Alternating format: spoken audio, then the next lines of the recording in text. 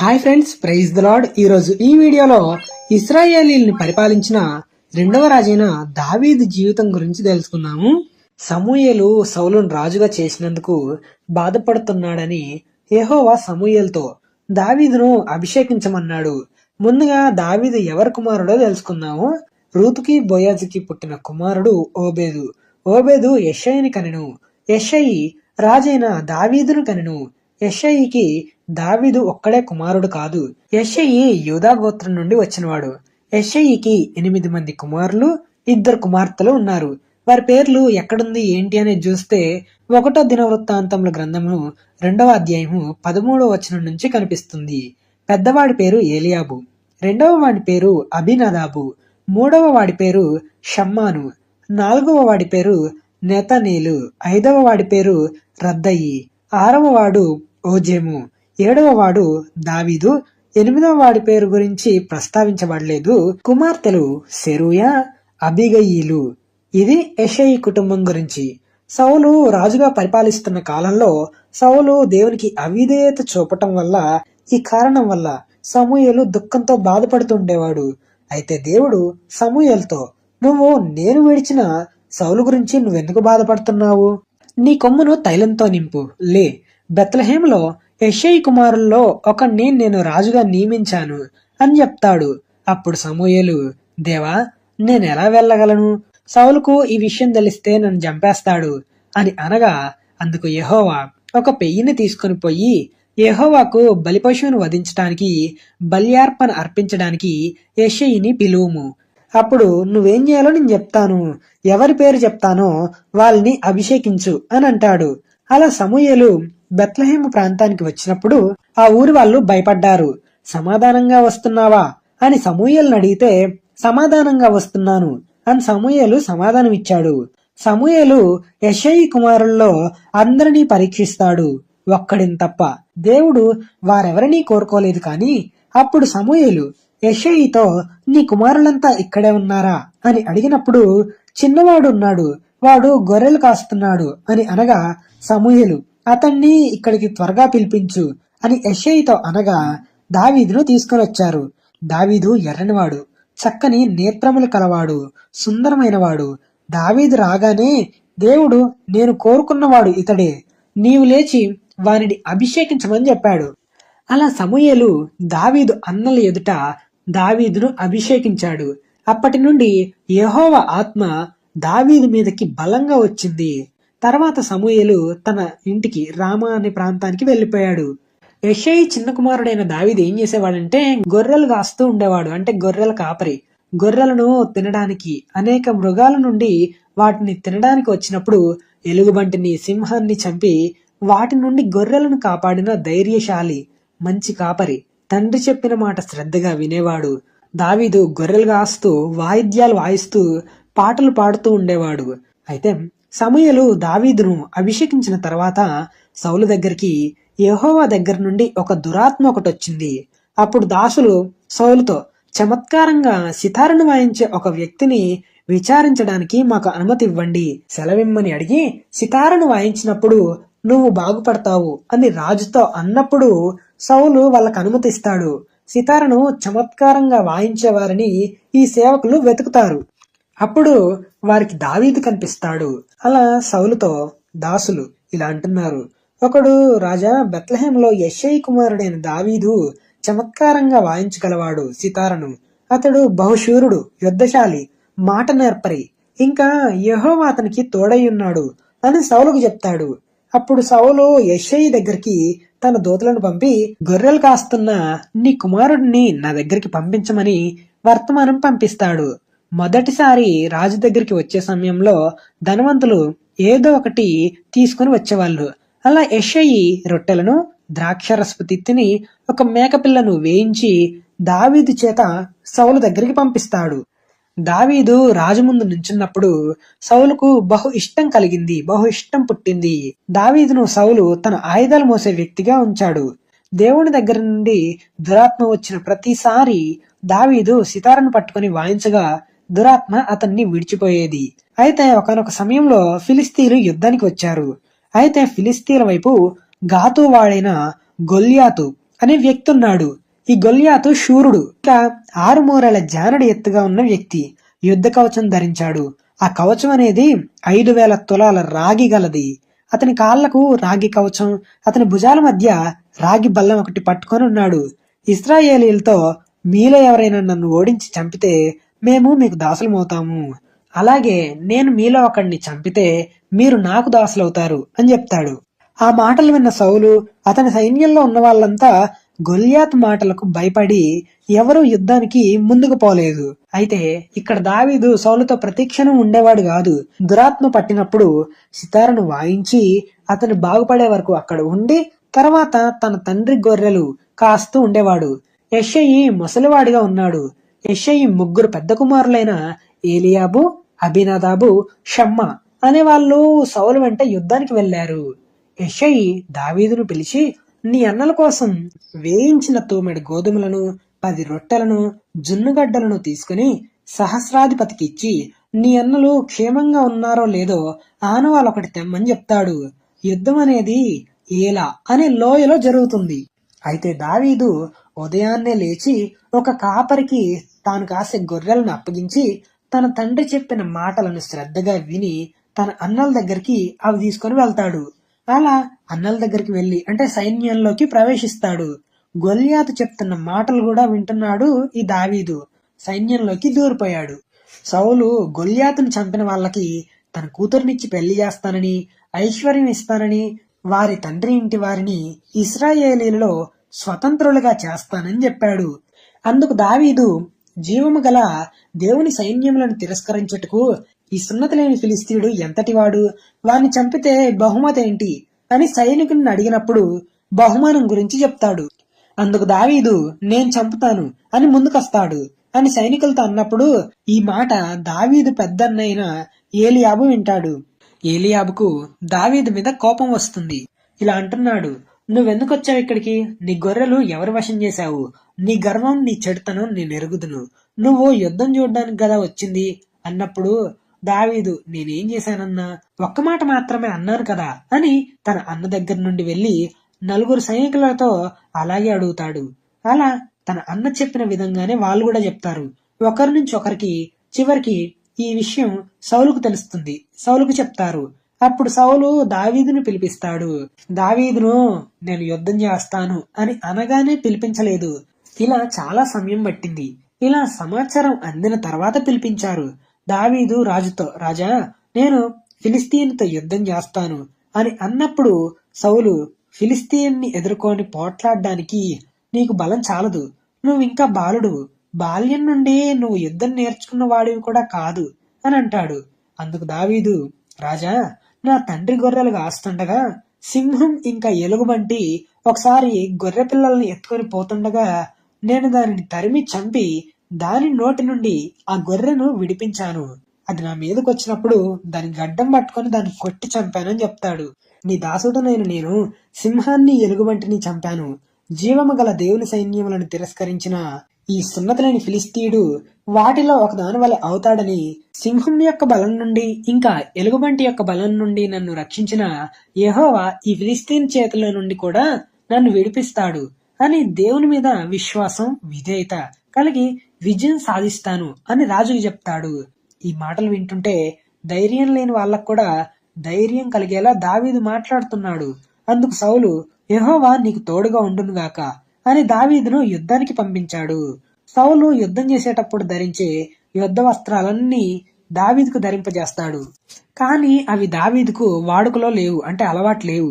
అయితే వీటితో వెళ్ళలేనని సౌలుతో చెప్పి వాటిని తీసేసి దావీదు కర్ర చేత పట్టుకొని ఏటిలోయలో నుండి 5 నున్నని రాళ్లను ఏరుకొని చిక్కంలో ఉంచుకున్నాడు.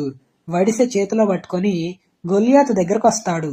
గొల్యాతు డాలు మోసే వ్యక్తి తనకు ముందుగా నడవగా ఆ ఫిలిస్తీయుడు బయలుదేరి దావీదు దగ్గరకు వచ్చి బాలుని చూసి తృణీకరించాడు. గొల్యాతు దావీదుని చూసి, కర్ర తీసుకొని నా మీదకి వస్తున్నావే, నేనేమైనా కుక్కనా అని అంటాడు. అలానే గొల్యాతు ఆరాధించే దేవతల పేరున దావీదును శపించాడు. గొల్యాతు ఇలా అంటున్నాడు, నా దగ్గరికి రా, నేను నీ మాంసాన్ని ఆకాశ పక్షులకు భూమృగాలకు వేస్తాను అని అంటాడు. అందుకు దావీదు, యెహోవా పేరట నేను నీ మీదకి వస్తున్నాను, యెహోవా నిన్ను నా చేతికి అప్పగిస్తాడు, నేను నిన్ను చంపి నీ తల నరికేస్తాను అని ఇశ్రాయేలీలలో దేవుడున్నాడని లోక నివాసులందరూ తెలుసుకునేలా ఈ రోజున ఫిలిస్తీన్ల యొక్క కళేబరాలు ఆకాశ పక్షులకు మృగాలకు వేస్తాను అని చెప్తాడు. యెహోవా కత్తి చేతను ఈట చేతను రక్షించేవాడు కాదని ఈ దండువారు తెలుసుకుంటారు అని, యుద్ధం యెహోవాదే, ఆయన మిమ్మల్ని నా చేతికి అప్పగిస్తాడని చెప్తాడు. వాళ్ళిద్దరూ యుద్ధం చేయడానికి ముందుకొచ్చినప్పుడు దావీదు తన సంచిలో నుండి రాయిని తీసి వడిసెలో పెట్టుకొని విసిరాడు. ఫిలిస్తీన్ నుదిటను కొట్టాడు. అప్పుడు గొల్యాతు ఒక్క దెబ్బతో నేలను బోర్ల పడ్డాడు. అప్పుడు దావీదు అతని కత్తితో తన తలను తెగవేశాడు. అంటే తన తలను మొండాన్ని వేరు చేశాడు, నరికేశాడు. పరాక్రమం కలిగిన శూరుడైన గొల్యాతు చనిపోవడం చూసిన ఫిలిస్తీన్లు పారిపోయారు. అప్పుడు ఇశ్రాయేలీల వాళ్ళు, యూదా వాళ్ళు లేచి జయము జయము అని అరిచి ఫిలిస్తీన్లను లోయ వరకు, షెరాయిము, ఎక్రోను వరకు హతం చేశారు. ఇంకా వారి పట్టణములనేవి కూలిపోయాయి. అయితే ఇశ్రాయేలీలు ఫిలిస్తీన్లను తరిమిన తర్వాత ఫిలిస్తీన్ల డేరాల దగ్గరకు వచ్చి దోచుకున్నారు. అయితే దావీదు ఆ ఫిలిస్తీని ఆయుధాలు తన డేరాలో ఉంచుకొని గొల్యాతు తలను యెరూషలేముకు తెచ్చాడు. సౌలు దగ్గరికి తీసుకొని వస్తాడు. అప్పుడు సౌలు దావీదును చూసి, నీవు ఎవరి కుమారుడవు అని అడగగా దావీదు, నేను బెత్లెహేమీయుడైన యెషయి అను నీ దాసుని కుమారుణ్ణి అని చెప్తాడు. దావీదు సౌలుతో మాట్లాడిన తర్వాత సౌలు కుమారుడైన యోనాతాను హృదయంలో దావీదు హృదయంతో కలిసిపోయింది. అలా వారిద్దరూ ప్రాణ స్నేహితులుగా, ప్రాణమిత్రులుగా భావించారనమాట. ఆ రోజు సౌలు దావీదును తన ఇంటికి వెళ్ళనివ్వకుండా సౌలు అతన్ని చేర్చుకున్నాడు. సౌలు దావీదును ఎక్కడికి పంపిస్తే అక్కడికి వెళ్లి సుబుద్ధి కలిగి పని చేసుకుని వచ్చేవాడు గనుక సౌలు యోధుల మీద నియమించాడు దావీదును. దావీదు సౌలు దృష్టికి, జనులందరి దృష్టికి, సేవకుల దృష్టికి దావీదు అనుకూలంగా ఉండేవాడు. ఇశ్రాయేలీల ఊర్లన్నిటిలో నుండి సౌలు 1000 కొలది, దావీదు 10,000 కొలది అని స్తుతులు పాడుతూ వస్తున్నారు. ఈ మాట సౌలుకు నచ్చలేదు. ఇక్కడి నుంచి సౌలు దావీదు మీద విషపు చూపు నిలిపాడు. దావీదు రాజ్యం తప్ప మరేం తీసుకుంటాడు అని అనుకున్నాడు మనసులో. తర్వాత రోజు సౌలు మీదకి దురాత్మ వచ్చినప్పుడు దావీదు సితారును వాయించేటప్పుడు తన ఈటను 2 సార్లు చంపడానికి ప్రయత్నిస్తాడు దావీదును. కానీ దావీదు 2 సార్లు తప్పించుకుంటాడు. దేవుడు దావీదుకు తోడై ఉండటం చూసిన సౌలు భయపడ్డాడు. సౌలు దావీదును తన దగ్గర ఉండనీయకుండా సహస్రాధిపతిగా చేశాడు. అతడు జనుల ముందు వస్తూ పోతూ ఉండేవాడు. అయితే దావీదు అన్ని విషయాలలో సుబుద్ధి కలిగి ప్రవర్తించాడు. యెహోవా దావీదుకు తోడై ఉన్నాడు. సౌలు దావీదును చూసి సుబుద్ధి గలవాడై ప్రవర్తించడం చూసి భయపడ్డాడు. సౌలు దావీదును చంపాలనుకుని తన చెయ్యి మీద పడకుండా ఫిలిస్తీన్లతో యుద్ధం చేసినప్పుడు వాళ్లే దావీదును చంపుతారనుకుని చిన్న కూతురైన మీకాలుకు దావీదంటే ఇష్టం అని తెలుసుకుని పెళ్లి చేయాలని దావీదును పిలిపించి దావీదుకు చెప్తాడు. అయితే సౌలు దావీదుకి చెప్పినప్పుడు దావీదు ఇలా అంటున్నాడు, రాజుకు అల్లుడవ్వడానికి నేనెంతటి వాడను, నా స్థితి అయినా ఇంకా నా తండ్రి కుటుంబం ఇశ్రాయేలీల్లో ఏ పాటిది అని సౌలుతో అంటాడు. అయితే రాజు దావీదు దగ్గరికి సేవకులను పంపించి రాజు నీ మీద ఇష్టం కలిగి ఉన్నాడు అని అటు ఇటు చేసి ఒప్పిస్తారు. అలా దావీదుకు కూడా ఇష్టం కలిగి మీకాలును పెళ్లి చేసుకుంటాడు. దేవుని కృప దావీదుకు తోడుగా ఉండెను. దావీదు పేరు బాగా వినిపించింది ప్రజలలో, అంటే పేరు ప్రఖ్యాతులు వచ్చాయి. సౌలు యోనాతానుతో తన సేవకులతో దావీదును చంపమనంటాడు. అయితే యోనాతాను దావీదుకు ఈ విషయం గురించి చెప్పగా రహస్య స్థలములో ఉండమని చెప్తాడు.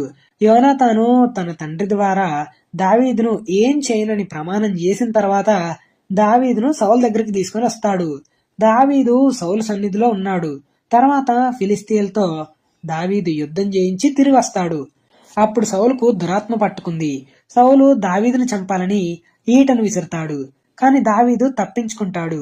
దావీదును చంపాలని సౌలు ఉదయం దావీదును పట్టుకోవడానికి మీకాలు ఇంటికి సైనికులను పంపిస్తాడు. మీకాలు ఆ రోజు రాత్రే దావీదును కిటికీ మార్గం నుండి తప్పించింది. మీకాలు ఒక గృహదేవత బొమ్మ తీసి మంచం మీద పెట్టి మేకబొచ్చు తలవైపు ఉంచి దుప్పటితో కప్పింది. సౌలు దూతలు వచ్చినప్పుడు దావీదు రోగి అయి ఉన్నాడని చెప్తుంది. సౌలుకు ఈ వర్తమానం అందించగా మంచంతో సహా తీసుకొని రండని అంటాడు. అప్పుడు సైనికులు లోపలికి వచ్చి చూస్తే అక్కడ మేకబొచ్చుకల మంచం ఒకటి కనపడింది. అంటే దావీదు తప్పించుకొని పోయాడని తెలుస్తుంది. అయితే దావీదు సమూయేలు దగ్గరకు వచ్చి జరిగిన విషయం అంతా చెప్తాడు. అప్పటి వరకు రామాలో ఉన్న వాళ్ళంతా నాయోతు అనే ప్రాంతానికి వచ్చి నివసిస్తారు. ఈ విషయం సౌలుకు తెలిసి 3 సార్లు దూతలను పంపగా వాళ్ళు ప్రవక్తలతో కలిసి ప్రకటించారు. తర్వాత సౌలు కూడా దావీదును వెతకడానికి వచ్చి ప్రవక్తలలో కలిసి ప్రకటిస్తాడు. దేవుని ఆత్మ సౌలు మీదకి వచ్చినప్పుడు రాత్రింబగళ్ళు ప్రకటిస్తాడు. తర్వాత దావీదు యోనాతాను దగ్గరికి పారిపోయి వస్తాడు. యోనాతానుతో అంటాడు, నేను నీ తండ్రి దృష్టికి ఏం పాపం చేశానని నన్ను చంపాలని చూస్తున్నాడు. రేపు అమావాస్య, తప్పక రాజుతో భోజనం చేయాల్సింది అని ఉండగా దావీదు తన కుటుంబంతో బెత్లెహేముకు వెళ్ళడానికి యోనాతాను అనుమతి తీసుకుని వెళ్తాడు. అప్పుడు సౌలు అమావాస్య రోజు సౌలు భోజనం చేయడానికి వస్తాడు. కానీ దావీదు ఆ సమయానికి రాలేదు. దావీదు సౌలుతో భోజనం చేయడానికి రాలేదు. ఆ స్థలం దావీదు స్థలం అనేది ఖాళీగా ఉండిపోయింది. సౌలు అమావాస్య రోజు ఏమనలేదు. అతడికి ఏదైనా సంభవించిందేమో, అపవిత్రుడై ఉన్నాడేమో అని అనుకున్నాడు. తర్వాత రోజు కూడా ఖాళీగా ఉండటంతో యోనాతానుని అడుగుతాడు. అప్పుడు దావీదు బెత్లెహేముకి బలి అర్పించడానికి తన కుటుంబంతో నా అనుమతి తీసుకుని వెళ్ళాడు అని చెప్పగా సౌలు యోనాతాను మీద కోప్పడి దావీదు బ్రతికినంత కాలం నీ బదులు అతడు రాజుగా ఉంటాడు అని అంటాడు. అందుకు యోనాతాను దావీదు ఏం తప్పు చేశాడని నువ్వు చంపాలనుకుంటున్నావు అని అడగగా కోపంతో సౌలు ఈటను విసిరాడు. కాని యోనాతాను తప్పించుకున్నాడు. తన తండ్రి దావీదును చంపాలని అనుకుంటున్నాడని దావీదుకు ఈ వర్తమానం తెలియజేస్తాడు. అయితే అమావాస్యకి ముందు యోనాతాను దావీదుకు ఒక విషయం గురించి చెప్తాడు. 3 రోజులు నువ్వు ఏసేలు అనే బండ దగ్గర ఉండు. నేను 3 బాణాలు గురి చూసి వేస్తాను. నేను బాణాలు వెతకమని పనివాణ్ణి పంపిస్తాను. ఆ పనివానితో బాణములు ఈ తట్టు ఉన్నవి పట్టుకొని రమ్మని చెప్తాను. అప్పుడు నువ్వు నిర్భయంగా బయటికి రావచ్చు. నీకు ప్రమాదం ఏం లేదు అని అర్థం. ఒకవేళ ఇలా అంటే బాణములు అవతలున్నాయి అని చెప్తే పారిపొమ్మని అర్థం అని చెప్తాడు. ఇలా దావీదు వర్తమానం అందుకొని నోబు దేశానికి వెళ్తాడు. దావీదు నోబు దేశానికి వచ్చి ఆ దేశంలో యాజకునిగా పనిచేస్తున్న అహీమెలెకు దగ్గరకు వస్తాడు. అయితే అహీమెలెకు దావీదు రాకకు భయపడి నువ్వు ఒంటరిగా వచ్చావెందుకని అంటాడు. అందుకు దావీదు నేను రాజు అప్పగించిన పని విషయమై వచ్చాను. ఈ పని గురించి ఎవరికీ చెప్పొద్దు అని రాజు నాకు చెప్పాడు అని దావీదు అంటాడు. అలానే అహీమెలెకుతో తినడానికి నీ దగ్గర ఏమైనా ఉందా అని అడుగుతాడు. అందుకు అహీమెలెకు 5 రొట్టెలున్నాయి. అవి దేవుని సన్నిధిలో ఉంచిన ప్రతిష్టమైన రొట్టెలు, సాధారణమైన రొట్టెలు కావు. అవి పరిశుద్ధంగా ఉన్న వాళ్ళకి, స్త్రీలకు దూరంగా ఉన్న వారికి ప్రతిష్టమైన రొట్టెలు తినొచ్చు అని అంటాడు. అప్పుడు దావీదు నేను 3 రోజులు ప్రయాణం చేసి వచ్చినప్పటి నుండి నేను స్త్రీలకు దూరంగా ఉన్నాను, పరిశుద్ధంగా ఉన్నాను అని అంటాడు. 5 రొట్టెలనేవి దేవుని సన్నిధిలో మిగిలిన రొట్టెలను దావీదుకిస్తాడు యాజకుడు. అయితే ఆ దినమున సౌలు సేవకులలో దోయగు అనే ఏదోమీయుడు సౌలు పశువుల కాపరులకు పెద్ద అక్కడున్నాడు. నోబు దేశంలో ఉన్నాడు. దావీదు యాజకునితో రాజు పని చెప్పిన పని తొందరగా చెయ్యాలని నేను నా ఆయుధాలను ఏమీ తీసుకొని రాలేదు. ఇక్కడ నీ దగ్గర కత్తైనా ఈటైనా ఉందా అని యాజకుడైన అహీమెలెకును అడుగుతాడు. అందుకు అహీమెలెకు ఏలాలోయలో గొలియాతును చంపిన అంటే ఫిలిస్తీన్ ఖడ్గం తప్ప వేరొకటి లేదు అని అనగా ఆ ఖడ్గం తీసుకొని సౌలుకు భయపడి గాతు రాజైన ఆకీషు రాజు దగ్గరకు వస్తాడు. సౌలు 1000 కొలది, దావీదు 10,000 కొలది అని గాన ప్రతిగానాలు చేసిన దావీదు ఇతనే కదా రాజా అని సేవకులు అంటారు. అందుకు దావీదు ఆ ఆకీషు రాజుకు భయపడి వారి ఎదుట వెర్రివాన్లా నటించాడు. పిచ్చి చేష్టలు చేస్తున్నాడని ఆకీషు రాజు సేవకుల మీద కోప్పడి అతన్ని బయటికి పంపించారు. అలా దావీదు అక్కడి నుండి అదుల్లాము గుహలోకి తప్పించుకొని పోయాడు. దావీదు సహోదరులు ఇంకా తండ్రి ఇంటి వారందరూ ఈ సంగతి విని అతని దగ్గరకు వచ్చారు. ఇంకా ఇబ్బందులు కలిగిన వారు, అప్పులు చేసుకున్న వారు, సమాధానంగా లేని వారందరూ దావీదు దగ్గరికి చేరారు. అయితే దావీదు వారికి అధిపతి అయ్యాడు. వారంతా కలిసి 400 మంది అయ్యారు. అంటే 400 మంది ఉన్నారు. తర్వాత దావీదు మోయాబు దేశంలో మిస్పా అనే ప్రాంతానికి మోయాబు యొక్క రాజుతో అక్కడ తల్లిదండ్రులను ఉండనిమ్మని మనవి చేశాడు. మోయాబు దేశపు యొక్క రాజు అనుమతితో కొండలలో నివసిస్తాడు. దావీదు కొండల్లో నివసిస్తుండగా గాదు ప్రవక్త వచ్చి ఇక్కడ ఉండకండి, యూదా దేశానికి పారిపోమ్మని చెప్తాడు. అలా దావీదు యూదా దేశానికి పారిపోయి హారేతు అడవులలోకి వస్తాడు. అప్పుడు సౌలుకు దావీదు ఉన్న ప్రదేశం అనేది వర్తమానం ద్వారా తెలుస్తుంది. అయితే సౌలు గిబియా నివాసుల దగ్గరకు వచ్చి, యోనాతాను దావీదు నిబంధన చేసుకున్న సంగతి నాకెందుకు చెప్పలేదు, మీరెందుకు నా మీద కుట్ర చేస్తున్నారు అన్నాడు. అప్పుడు ఏదోమీయుడైన దోయేగు, దావీదు నోబు దేశానికి పారిపోయాడు రాజా అని చెప్తాడు. అయితే అహీటుబు కుమారుడైన అహిమేలకు దగ్గరికి రావడం నేను చూశాను అని చెప్తాడు. యాజకుడు దేవుని పక్షాన దావీదుకు సహాయం చేశాడని చెప్తాడు. అయితే రాజు యాజకులందరినీ పిలిపించి అహిమేలకుని అడుగుతాడు, నువ్వు దావీదును నాకు అప్పగించకుండా ఎందుకు సహాయం చేశావు అని అంటాడు. దావీదుతో కలిసిపోయారని అంటాడు. అయితే రాజు దోయగుతో యాజకులను చంపమని అంటాడు. అలా 85 మంది యాజకులను చంపేస్తారు. అలానే నోబు దేశంలో ఆడవారిని, పిల్లలని, గొర్రెలను అన్నిటినీ చంపేస్తారు. అయితే అహిమెలకు కుమారుడైన అబ్యాతారు తప్పించుకొని పోయి దావీదు దగ్గరకు వస్తాడు. దావీదుకు జరిగిన సంగతి చెప్తాడు. అయితే దావీదు అందుకిలా అంటున్నాడు, ఆ రోజు నేను దోయేగును చూశాను, సౌలుకు చెప్తాడని అనుకున్నాను, కానీ నీ తండ్రి ఇంటి వారి మీదకి మరణం రప్పించడానికి కారణమయ్యాను. నువ్వు భయపడకు, నా దగ్గర ఉండమని చెప్తాడు. అయితే తర్వాత ఫిలిస్తీయులు కెయిలా అనే ప్రాంతం మీద కళ్ళముల మీద ధాన్యాన్ని దోచుకోవడానికి యుద్ధానికి వస్తున్నారు అని దావీదుకు వినబడింది. తర్వాత దావీదు ఫిలిస్తీయుల మీద యుద్ధానికి వెళ్లి విజయం సాధిస్తాడు. కెయిలా కాపురస్తులను రక్షిస్తాడు. అబ్యాతారు కూడా దావీదుతో పాటే ఉన్నాడు. దావీదు ఎక్కడికి వెళ్తే సౌలు అక్కడికి వస్తూ ఉండేవాడు. కానీ సౌలుకు దావీదు చిక్కలేదు. అయితే దావీదు దేవునికి ప్రార్థించాడు, కెయిలా ప్రజలు నాకు సహాయం చేస్తారా అని ప్రార్థించగా వారు నీకు సహాయం చేయరు, అక్కడి నుండి వెళ్ళిపో అని దేవుడు సమాధానం ఇస్తాడు. అలా దావీదు తన దగ్గరున్న 600 మంది ప్రజలతో పారిపోతాడు. దావీదు పారిపోయాడని సౌలు విని వెళ్ళలేదు. తర్వాత అరణ్యంలో కొండ ప్రాంతం దగ్గరికి జీపు అనే ప్రదేశంలో నివసించాడు. యోనాతాను దావీదును కలిసి బలపరిచి, నువ్వు భయపడకు, నా తండ్రి నిన్ను పట్టుకోలేడు, నువ్వు ఇశ్రాయేలీయులకు రాజు అవుతావు, నేను నీకు సహకారినవుతాను అని చెప్పి యోనాతాను బలపరిచి వెళ్ళిపోతాడు. జీఫీయులు సౌలుకు వర్తమానం అందిస్తారు, దావీదు మా మధ్య కొండ ప్రాంతంలో ఉన్నాడు. అయితే ఈ మాట అంటే సౌలు దావీదును పట్టుకోవడానికి వస్తున్నాడు అని తెలిసి దావీదుకు తెలిసి మాయోను అనే అరణ్యంలోకి వెళ్తాడు, అక్కడ నివసిస్తాడు. అయితే ఈ విషయం కూడా సౌలుకు తెలిసి సౌలేమో ఆ తట్టున, దావీదేమో ఈ తట్టున అంటే పర్వతం దగ్గరే ఉంటారు. ఒకళ్ళేమో ముందలుంటే ఒకళ్ళేమో వెనకాలంటారు. ఇలా ఉండగా సౌలు దూత ఒకడు వచ్చి ఫిలిస్తీన్లు దండెత్తి మన దేశంలోకి వచ్చారని సౌలుకు తెలియజేస్తాడు. అయితే సౌలు తిరిగి తన దేశానికి వెళ్తాడు. తర్వాత దావీదు ఎన్గేది అనే ప్రాంతానికి వచ్చి కొండ ప్రాంతంలో నివసిస్తాడు. సౌలు ఫిలిస్తీన్లను తరమడం మాని దావీదు ఎన్గేది అనే అరణ్యంలో ఉన్నాడని తెలుసుకొని సౌలు 3000 మంది సైన్యంతో ఇశ్రాయేలీల్ని ఏర్పరచుకొని కొండమేకలకు వాసములకు శిలాపర్వతముల మీద దావీదును అతని జనులను వెతకడానికి బయలుదేరారు. అయితే ఆ మార్గంలో ఉన్న గొర్రెల దొడ్లకు రాగా అక్కడ ఒక గుహ కనపడింది. అందులో సౌలు శంఖానివర్తికి గుహలోకి వస్తాడు. అయితే ఆ గుహలోనే దావీదు ఇంకా అతని దగ్గరున్న ప్రజలంతా అక్కడ ఉన్నారు. అప్పుడు ప్రజలంతా, దేవుడు నీ శత్రువును అప్పగించాడు, నీకు ఏది మంచిదో అది చేయమని చెప్తారు. అప్పుడు దావీదు సౌలుకు తెలియకుండా అతని పై వస్త్రపు చెంగును కోశాడు.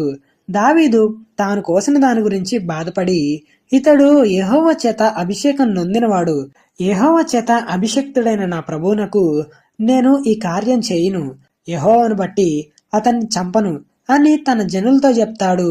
ఈ మాటలు చెప్పి దావీదు తన ప్రజలను అడ్డగించి సౌలు మీదకి పోనివ్వకుండా వారిని ఆపుతాడు. తర్వాత సౌలు లేచి గుహలో నుండి బయటకొస్తాడు. దావీదు కూడా గుహలో నుండి బయటకు వచ్చి సౌలును పిలుస్తాడు. నా ఏలినవాడా రాజా అని సౌలును వెనక నుండి కేక వేశాడు. సౌలు వెనక్కి తిరిగి చూడగా దావీదు సాష్టాంగ నమస్కారం చేసి, నువ్వు ప్రజల మాటలు ఎందుకు వింటున్నావు? దావీదు నీకు కీడు చేస్తాడు అని ప్రజలు అంటున్న మాటలు నువ్వెందుకు వింటున్నావు అని దావీదు సౌలుతో అంటాడు. ఒక్కసారి ఆలోచించు రాజా, ఈరోజు యెహోవా నిన్ను నా చేతికి అప్పగించినప్పటికీ నాతో ఉన్న ప్రజలు కొందరు నిన్ను చంపమని నాతో చెప్పారు. నేను నీ యందు కనికరించి, సౌలు దేవుని చేత అభిషేకం పొందినవాడు గనుక నా ఏలినవాడిని చంపనని చెప్పాను.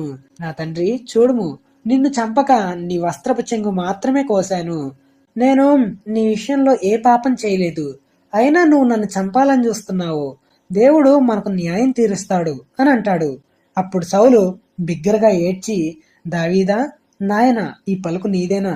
యెహోవా నన్ను నీ చేతికి అప్పగించినా నువ్వు నన్ను చంపకుండా విడిచినందుకు ఈ దినమున నువ్వు నేను చేసిన అపకారానికి ఉపకారం చేసిన వాడివై నా ఎడల నీకున్న ఉపకార బుద్ధిని వెల్లడి చేసితివి గనక నువ్వు నాకంటే నీతిపరుడవు.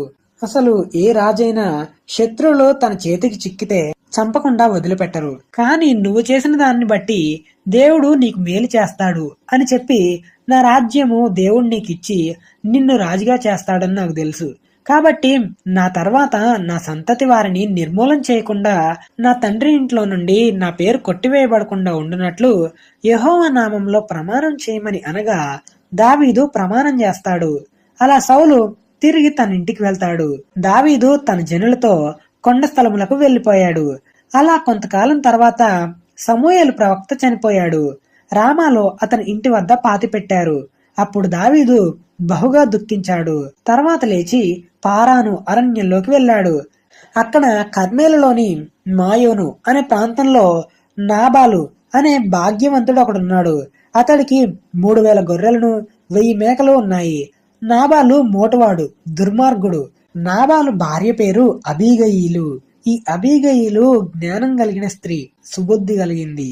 అయితే నాబాలు కర్మేల్లో తన గొర్రెల బొచ్చు కత్తిరించడానికి వెళ్ళాడు. దావీదు తన పనివారిలో 10 మందిని పిలిచి, మీరు నాబాల్ దగ్గరికి వెళ్ళి ఇలా చెప్పమని అంటాడు. నీ గొర్రెల కాపర్లు నా దగ్గర ఉన్నప్పుడు మేం వారికి ఏ కీడు చేయలేదు. వారు కర్మేలు ప్రాంతంలో గొర్రెలు కాసినప్పుడు వారిది ఏదీ పోగొట్టుకోలేదు. నీ పనివారిని అడిగినా వాళ్ళు కూడా అలాగే చెప్తారు. కాబట్టి నా పనివారికి దయచూపుము అని అంటాడు. అలానే దావీదు సేవకులు నాబాలుకు చెప్తారు. ఈ మాటలు విన్న నాబాలు, దావీదెవడు, యెషయి కుమారుడెవడు? తమ యజమానులను విడిచి పారిపోయిన దాసులు అనేకులున్నారు. నేను సంపాదించిన అన్నపానములను నా గొర్రెల బొచ్చు కత్తిరించి వారి కోసం నేను వధించిన పశుమాంసం తీసి నేను బొత్తిగా ఎరుగని వారికిత్తునా అని దావీదు సేవకులకు చెప్పగా వారు దావీదు దగ్గరకు వచ్చి జరిగిన సంగతి గురించి చెప్తారు, జరిగిన విషయం గురించి చెప్తారు. నాబాలును చంపడానికి దావీదు 400 మందితో బయలుదేరి ప్రయాణమవుతాడు. అయితే 200 మంది వారి సామాన్ల దగ్గర ఉంటారు. అయితే నాబాలుతో అరణ్యంలో ఉన్న పనివాడు ఒకడొచ్చి నాబాలు భార్యకు చెప్తాడు, దావీదు ఇంకా తన సేవకులు మేము గొర్రెలు కాస్తుండగా మాకు ఎలాంటి అపాయం రాకుండా మాకు రాత్రింబగళ్ళు ప్రాకారంలాగా నిలిచారు, మాకు ఎంతో ఉపకారం చేశారు. కాని నాబాలు వారితో కఠినంగా మాట్లాడాడు. అయితే వారు మనందరి మీద కీడు చేయాలని వారు నిర్ణయించుకున్నారు. ఇప్పుడు నువ్వు ఏం చెయ్యాలో జాగ్రత్తగా ఆలోచించుము అని చెప్తాడు. నాబాలు తన భార్యను ఎవరితో మాట్లాడనిచ్చేవాడు కాదు. అందుకు అబీగయీలు నాబాలు పనికిమాలిన వాడని తన భర్తకు ఏం చెప్పకుండా త్వరపడి 200 రొట్టెలను 2 ద్రాక్షరసపు తిత్తులను వండిన 5 గొర్రెల మాంసాన్ని 5 మానికల వేచిన ధాన్యమును 100 ద్రాక్ష గలలను పనివారితో ముందుకు పంపిస్తుంది. అబీగయీలు వారి వెనక వస్తానని అంటుంది. అలా అబీగయీలు దావీదును ఎదుర్కొంటుంది. అబీగయీలు దావీదును ఎదుర్కొని గాడిద మీద నుండి దిగి సాష్టాంగపడి అతను పాదాలు పట్టుకొని ఇలా అంటుంది, ఈ దోషము అంటే నాబాలు చేసిన దోషము నాదని ఎంచుము. నీ దాసురాలను మాట్లాడనిమ్ము, నేను చెప్పు మాటలు ఆలకించుము. దుష్టుడైన నాబాలును లక్ష్య పెట్టవద్దు, అతని పేరులోనే అతని గుణాన్ని సూచిస్తుంది. నీ దాసురాలనైనా నన్ను క్షమించమని వేడుకుంటుంది. అందుకు దావీదు, నాకు ముందుగా నన్ను ఎదుర్కొని రావడానికి నిన్ను పంపిన ఇశ్రాయేలీయుల దేవుడైన యెహోవాకు స్తోత్రం కలుగునుగాక అని స్తుతిస్తాడు. నేను పగ తీర్చుకోకుండా ఈ దినమున ప్రాణం తీయకుండా నన్ను ఆపినందుకు నీవు ఆశీర్వాదము నొందుదువుగాక. నీవు చూపిన బుద్ధి విషయమై నీకు ఆశీర్వాదం కలుగునుగాక అని దీవించి అబీగయీలు తెచ్చిన ఆహారం స్వీకరించి సమాధాన పడతారు. అంటే ఏ కీడు చేయను అని దావీదు అబీగయీలుతో అంటాడు. అలా అబీగయీలు తిరిగి తన ఇంటికొస్తుంది. అప్పుడు నాబాలు రాజులకు విందు చేసినట్టు తన ఇంట్లో విందు చేస్తాడు. నాబాలు తాగి సంతోషిస్తున్నాడు, బాగా మత్తులో ఉన్నాడు. కాబట్టి అబీగయీలు దావీదు దగ్గరికి వెళ్ళిన విషయం ఏం చెప్పలేదు. అయితే ఉదయం నాబాలుకు మత్తు తగ్గినప్పుడు జరిగిన విషయాన్ని చెప్తుంది. అప్పుడు నాబాలు భయంతో గుండె పగిలింది, రాతిలా బిగుసుకుపోయాడు. 10 రోజులైన తర్వాత యెహోవా నాబాలును మొత్తగా అతడు చనిపోయాడు. తర్వాత దావీదు అబీగయీలును పెళ్లి చేసుకున్నాడు. తర్వాత యెజ్రెయేలు స్త్రీ అయిన అహీనోయము అనే స్త్రీని పెళ్లి చేసుకున్నాడు. నాబాల్ గురించి 1 సమూయేలు గ్రంథం 25వ అధ్యాయంలో కనిపిస్తుంది. ఇలా అబీగయీలను పెళ్లి చేసుకున్నాడు అనే విషయం 1 సమూయేలు 25వ అధ్యాయం 42-43 వచనంలో కనిపిస్తుంది. ఇలా 2 భార్యలుండగా మొదటి భార్య అయిన మీకాలును సౌలు పల్తీయేలను గల్లీము వాడైన లాయిషు కుమారునికిచ్చి పెళ్లి చేశాడు. జిఫీయులు సౌలు దగ్గరకు వచ్చి దావీదు యోషీమోను ఎదుట హకీల మన్యంలో దాగి ఉన్నాడని తెలియజేశారు. అలా సౌలు 3000 మంది ఇశ్రాయేలీలను ఏర్పరచుకొని జీపు అరణ్యంలో దావీదును వెతకడానికి వెళ్తారు. దావీదుకు ఈ విషయం తెలిసి దావీదు వేగుల వాళ్ళను పంపి సౌలు నిజంగా వచ్చాడా లేదా అని తెలుసుకుంటాడు. అయితే సౌలు నిజంగా వచ్చాడని దావీదు తెలుసుకొని దావీదు లేచి సౌలు దాగి ఉన్న స్థలం దగ్గరికి రాత్రి సమయంలో దావీదు యోవాబు సహోదరుడైన అభిషయి అనే వ్యక్తిని తీసుకొని రాత్రివేళ సౌలు అతని సైన్యాధిపతి అయిన అబ్నేరు నిద్రిస్తుండగా వారి గుడారం తెలుసుకొని సౌలు నిద్రించే స్థలం దగ్గరికి వెళ్ళినప్పుడు దావీదుతో వచ్చినవాడు, ఇదిగో ఈరోజు దేవుడు నీ శత్రువును అప్పగించాడు, కాబట్టి నీ చిత్తమైతే నేను ఈటను తీసి ఒక్కపోటు పొడిస్తే చనిపోతాడు, ఒక్క దెబ్బతో పరిష్కారం చేస్తాను అని అంటాడు. అందుకు దావీదు, ఇతడు యెహోవా చేత అభిషేకం నొందినవాడని మనం చంపకూడదని యెహోవాయే వారిని మొత్తును, అతడు అపాయం వల్ల చనిపోతాడు లేదా యుద్ధానికి వెళ్లి చనిపోతాడు అని చెప్తాడు. యెహోవా చేత అభిషేకం పొందిన వానిని నేను చంపను, అలానే నేను చేయకుండా యెహోవా నన్ను ఆపునుగాక అని చెప్పి సౌలు తలగడ దగ్గరున్న ఈటను నీళ్ల బుడ్డిని తీసుకుని వెళ్లారు.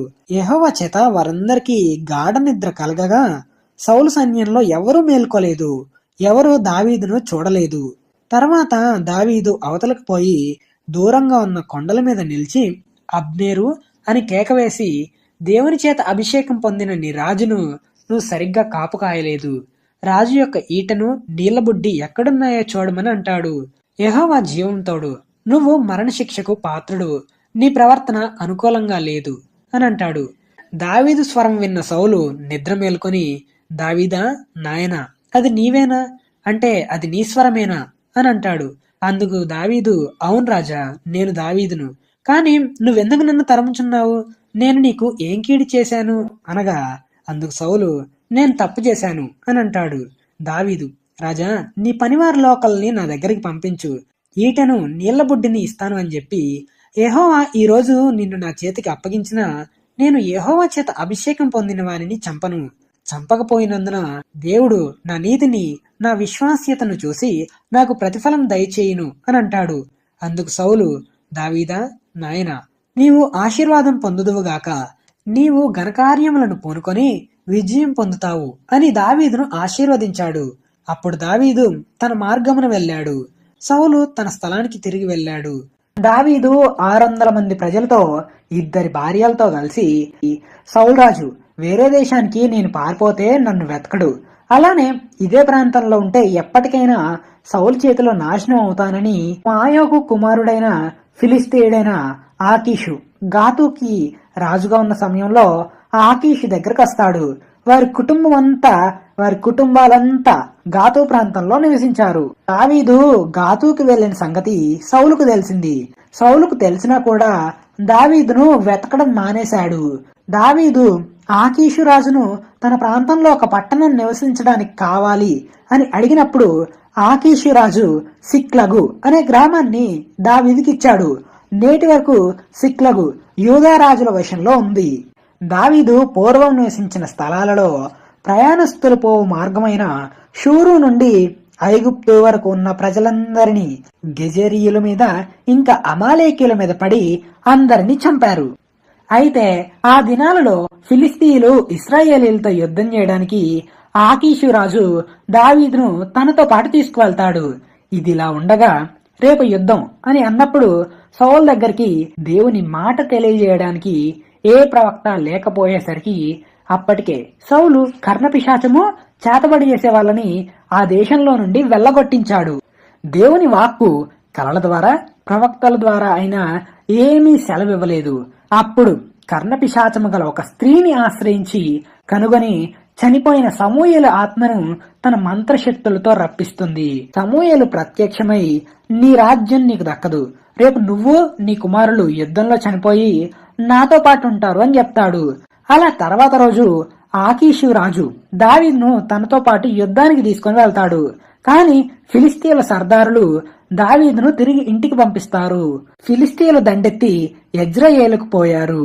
మూడవ దినమున దావీదు సిక్లగు అనే ప్రాంతానికి వచ్చారు. అంటే వాళ్ళు నివసించిన ప్రాంతానికి వచ్చారు. కాని అంతలో అమాలేకీయులు దండెత్తి దక్షిణ దేశం మీదను సిక్లగు మీద పడి ఆ ప్రాంతాన్ని తగలబెట్టారు. సిక్లగు ప్రాంతంలో ఉండే గనులేమి అల్పులేమి అందులో ఉన్న ఆడవారినందరినీ చంపకుండా బందీగా తీసుకుపోయారు, చెరపట్టుకొని పోయారు. దావీదు సిక్లగు పట్టణానికి వచ్చినప్పుడు జరిగిన సంగతి తెలుసుకొని తమ భార్యలను కుమారులను కుమార్తెలను చెరలోనికి కొనిపోబడిన సంగతి విని దావీదు మిక్కిలి దుఃఖించాడు. ఆ ప్రజలంతా వారి కుమారులు కుమార్తెలు బట్టి ప్రాణం విసిగి దావీదును రాళ్లతో రువ్వి చంపాలనుకున్నారు. ఎందుకంటే దీనికంతటికి కారణం దావీదే అని అనుకున్నారు. అప్పుడు దావీదు ధైర్యం తెచ్చుకొని దేవుని తట్టి తిరిగి ప్రార్థించాడు. దేవా, ఈ సమయానికి నేను ఈ దండుని తరిమితే వాళ్ళు నాకు దొరుకుతారా అని విచారణ చేయగా దేవుడు, నువ్వు వారిని తరిమితే వారు నిశ్చయంగా నీకు దొరుకుతారు, చెరలోనికి కొనిపోబడిన వారందరినీ దక్కించుకుంటావు అని సెలవీయగా అతని దగ్గరున్న 600 మంది ప్రజలు బయలుదేరి బేసోరు వాగు గట్టుకొచ్చారు.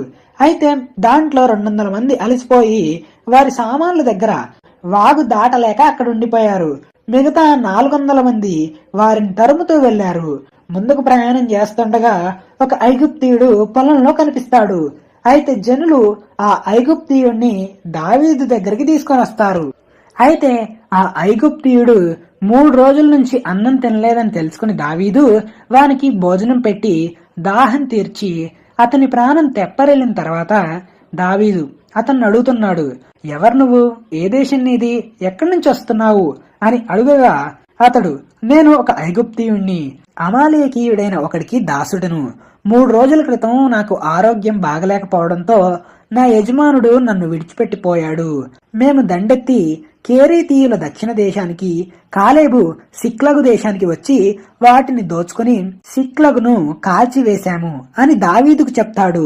అందుకు దావీదు, ఆ దండు వెళ్లిన మార్గానికి నాకు దారి చూపి సహాయం చేస్తావా అని అడిగినప్పుడు, నువ్వు నన్ను చంపను అని ప్రమాణం చేస్తే నేను నీకు దారి చూపిస్తాను అని అనగా అలా దావీదు ప్రమాణం చేస్తాడు.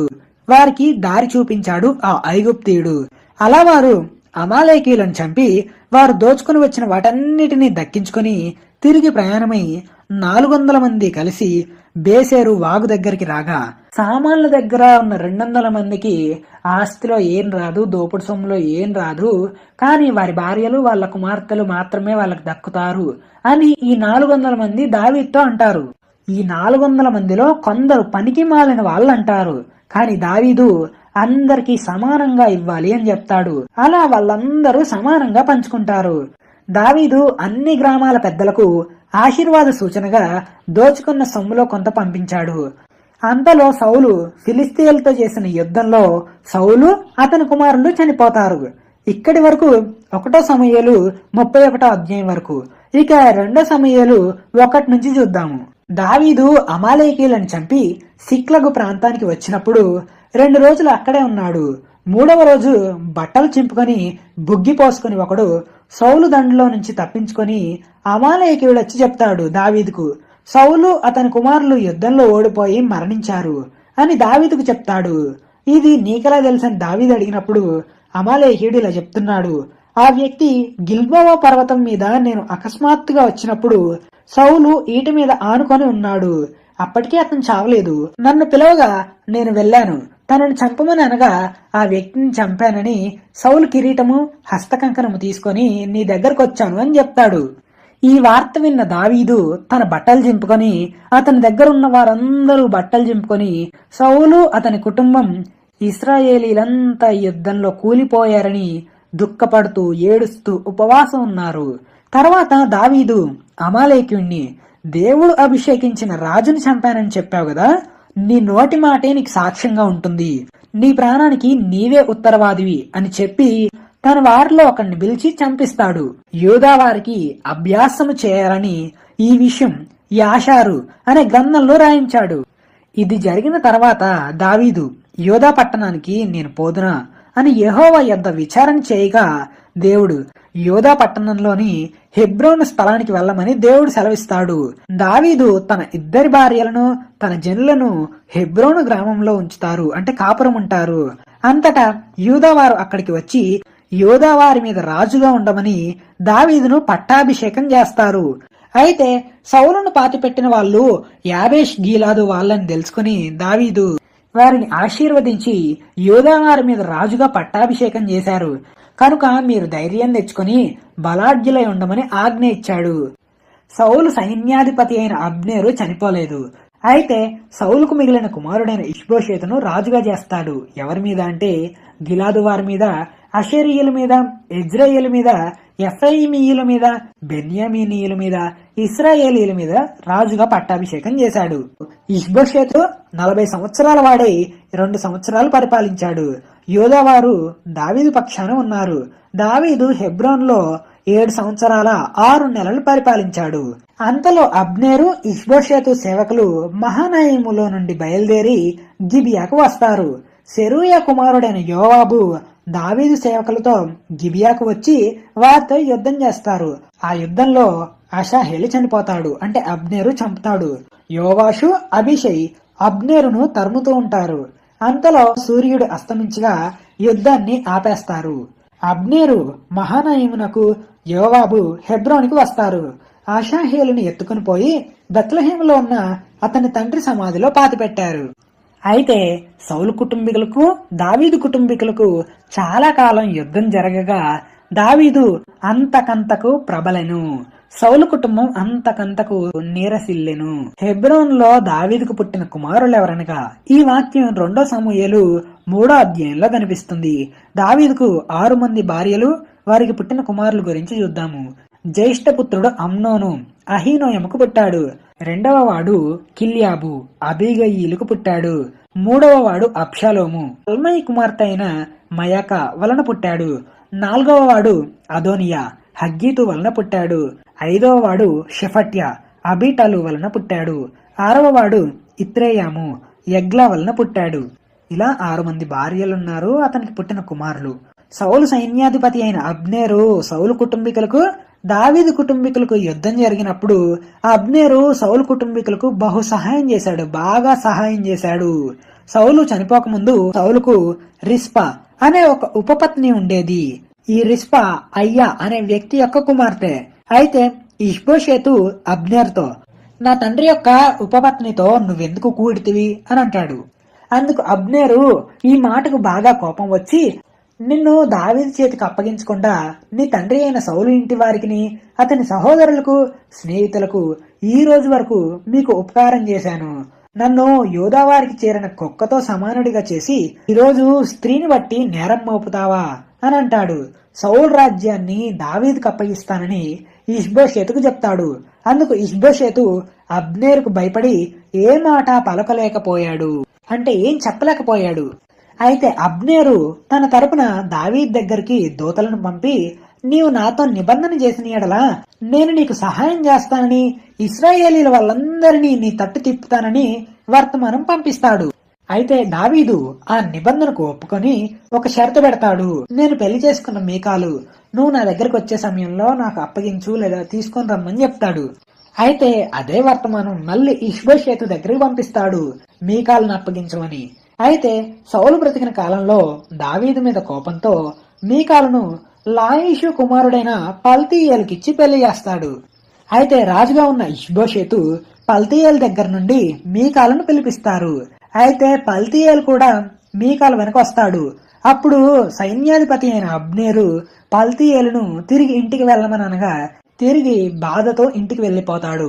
అంతలో అబ్నేరు ఇశ్రాయేలీల వాళ్ళలో పెద్దల్ని పిలిపించి, దావీదు మనకు రాజుగా చేయమని అడిగారు కదా ఇంతకు ముందు, అలా అందరి ఇష్ట ప్రకారం దావీద్ దగ్గరికి 20 మందిని వెంటబెట్టుకుని అబ్నేరు దావీద్ దగ్గరికి రాగా మంచి విందు చేస్తాడు దావీదు.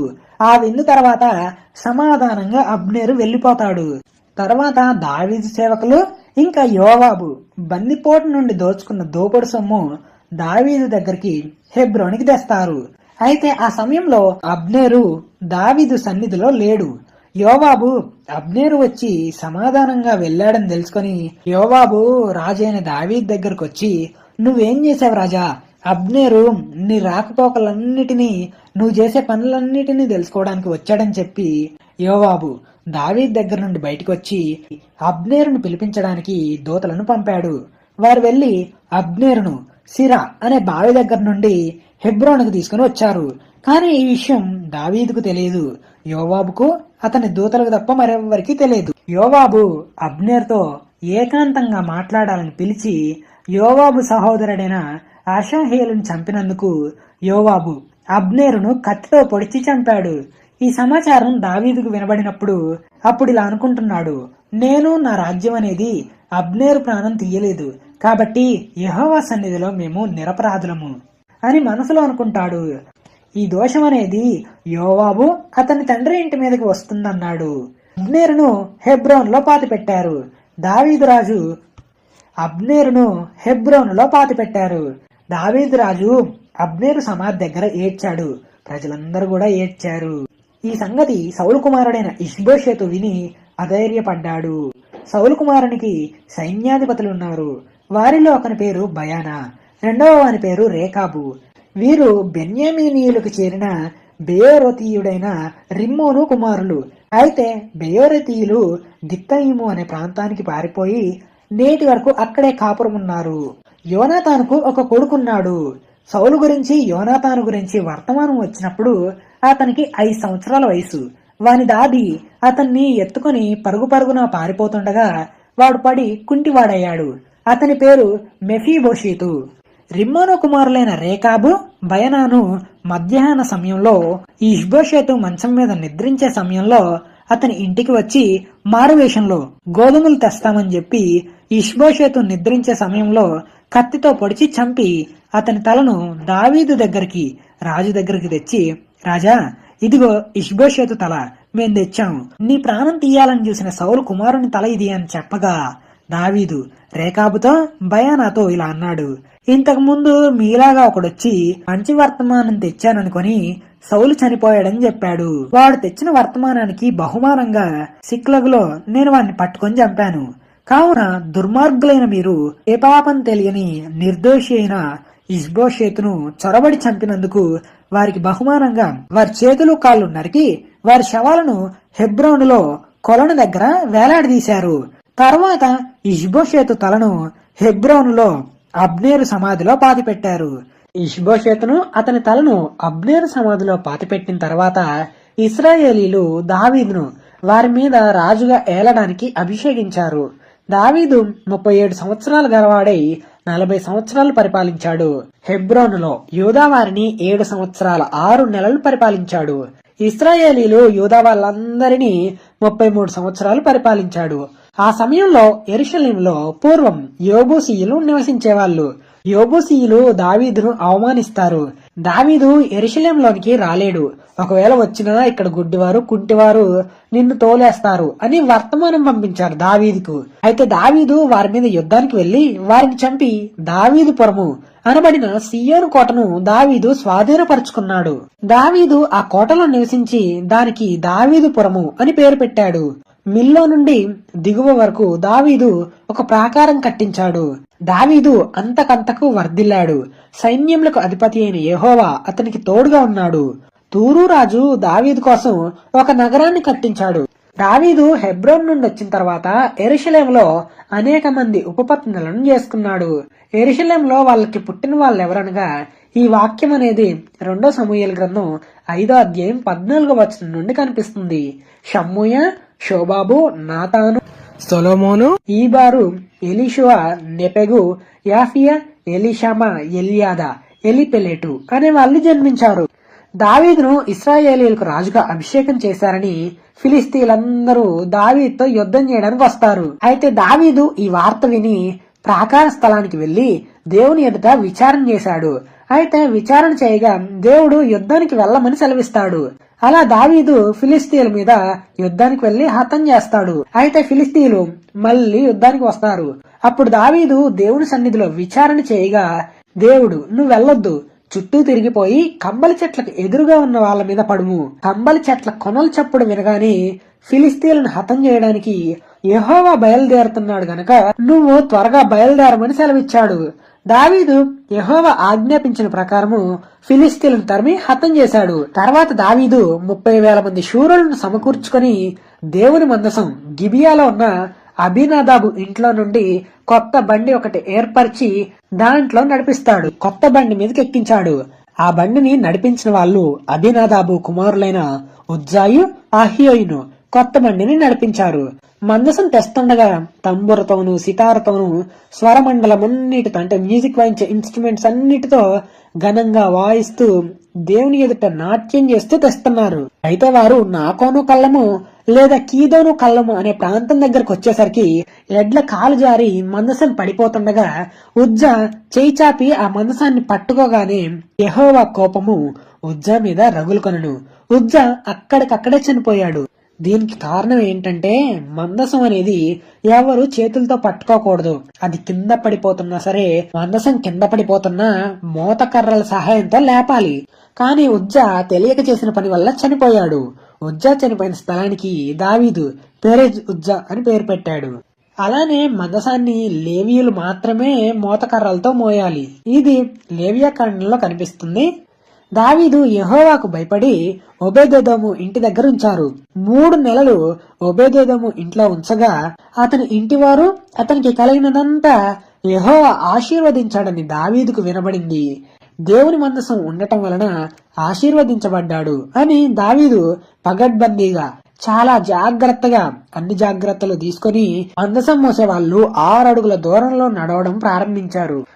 అలానే ఎద్దు ఒకటి, క్రొవ్విన దూడను బలిగా వధించాడు. దావీదు నారతో చేయబడిన ఏఫోదును ధరించి యెహోవా సన్నిధిలో నాట్యం చేస్తూ ఒక పండగలా ఊరేగిస్తూ ఇశ్రాయేలీలందరూ ఆనందంతో నాట్యం చేస్తూ మందసాన్ని దావీదుపురానికి తీసుకుని వెళ్తున్నారు. అయితే దావీదు నాట్యం చేస్తున్న విషయం, నాట్యం చేస్తున్నాడని తన భార్య అయిన మీకాలు కిటికీలో చూసి హీనంగా చూసింది.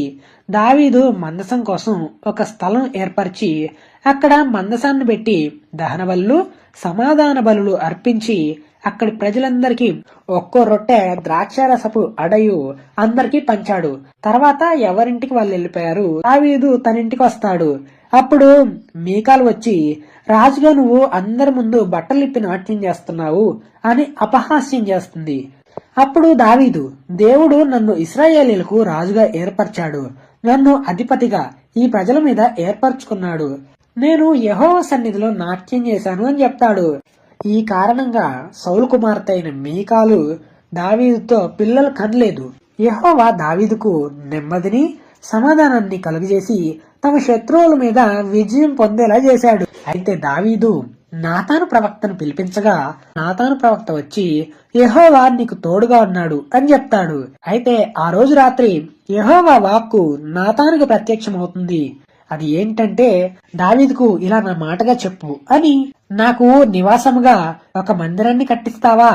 ఐగుప్తులో నుండి ఇశ్రాయేలీయులకు తోడుగా నీడగా ఉండి మిమ్మల్ని బయటికి రప్పించాను. అప్పటి నుండి మీతో పాటే గుడారంలోనే నేను నివసించాను. ప్రత్యేకంగా మందిరం అనేది ఏం లేదు. అయినా మిమ్మల్ని నేనెప్పుడు మందిరం కట్టించమని నేను అడిగానా?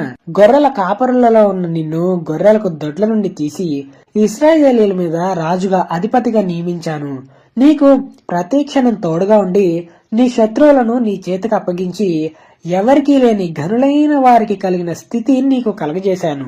నీ తర్వాత నువ్వు మరణించిన తర్వాత నీ గర్భంలో ఉండి వచ్చిన నీ సంతతికి రాజ్యం అనేది ఏల్తాడు. నీ సంతతిని హెచ్చించి అతడు నా ఘనత కొరకు ఒక మందిరాన్ని కట్టిస్తాడు. అతని రాజ్య సింహాసనం నిత్యం స్థిరపరుస్తాను. నేను అతనికి తండ్రినై ఉంటాను, అతను నాకు కుమారుడై ఉంటాడు. అతను పాపం చేస్తే నరుల దండంతోనూ మనుషులకు తగులు దెబ్బలతోనూ అతన్ని శిక్షిస్తాను. నీకు తోడైనట్టే నా కృప ఎన్నటికీ వీడదు అని నాతానుకి కలిగిన దర్శనం దావీదు రాజుకి వివరిస్తాడు. అయితే దావీదు దేవుని సన్నిధిలో, దేవా, అసలు ఇంతగా హెచ్చించడానికి నేనెవరినయ్యా అని ప్రార్థించి దేవుని నామాన్ని గొప్ప చేయాలని, నీవు చెప్పిన ప్రతి విషయం చేస్తానని, దయచేసి నీ దాసుడనైన నా కుటుంబం అనేది నిత్యం నీ సన్నిధిలో ఉండేలా ఆశీర్వదించమని ప్రార్థించాడు.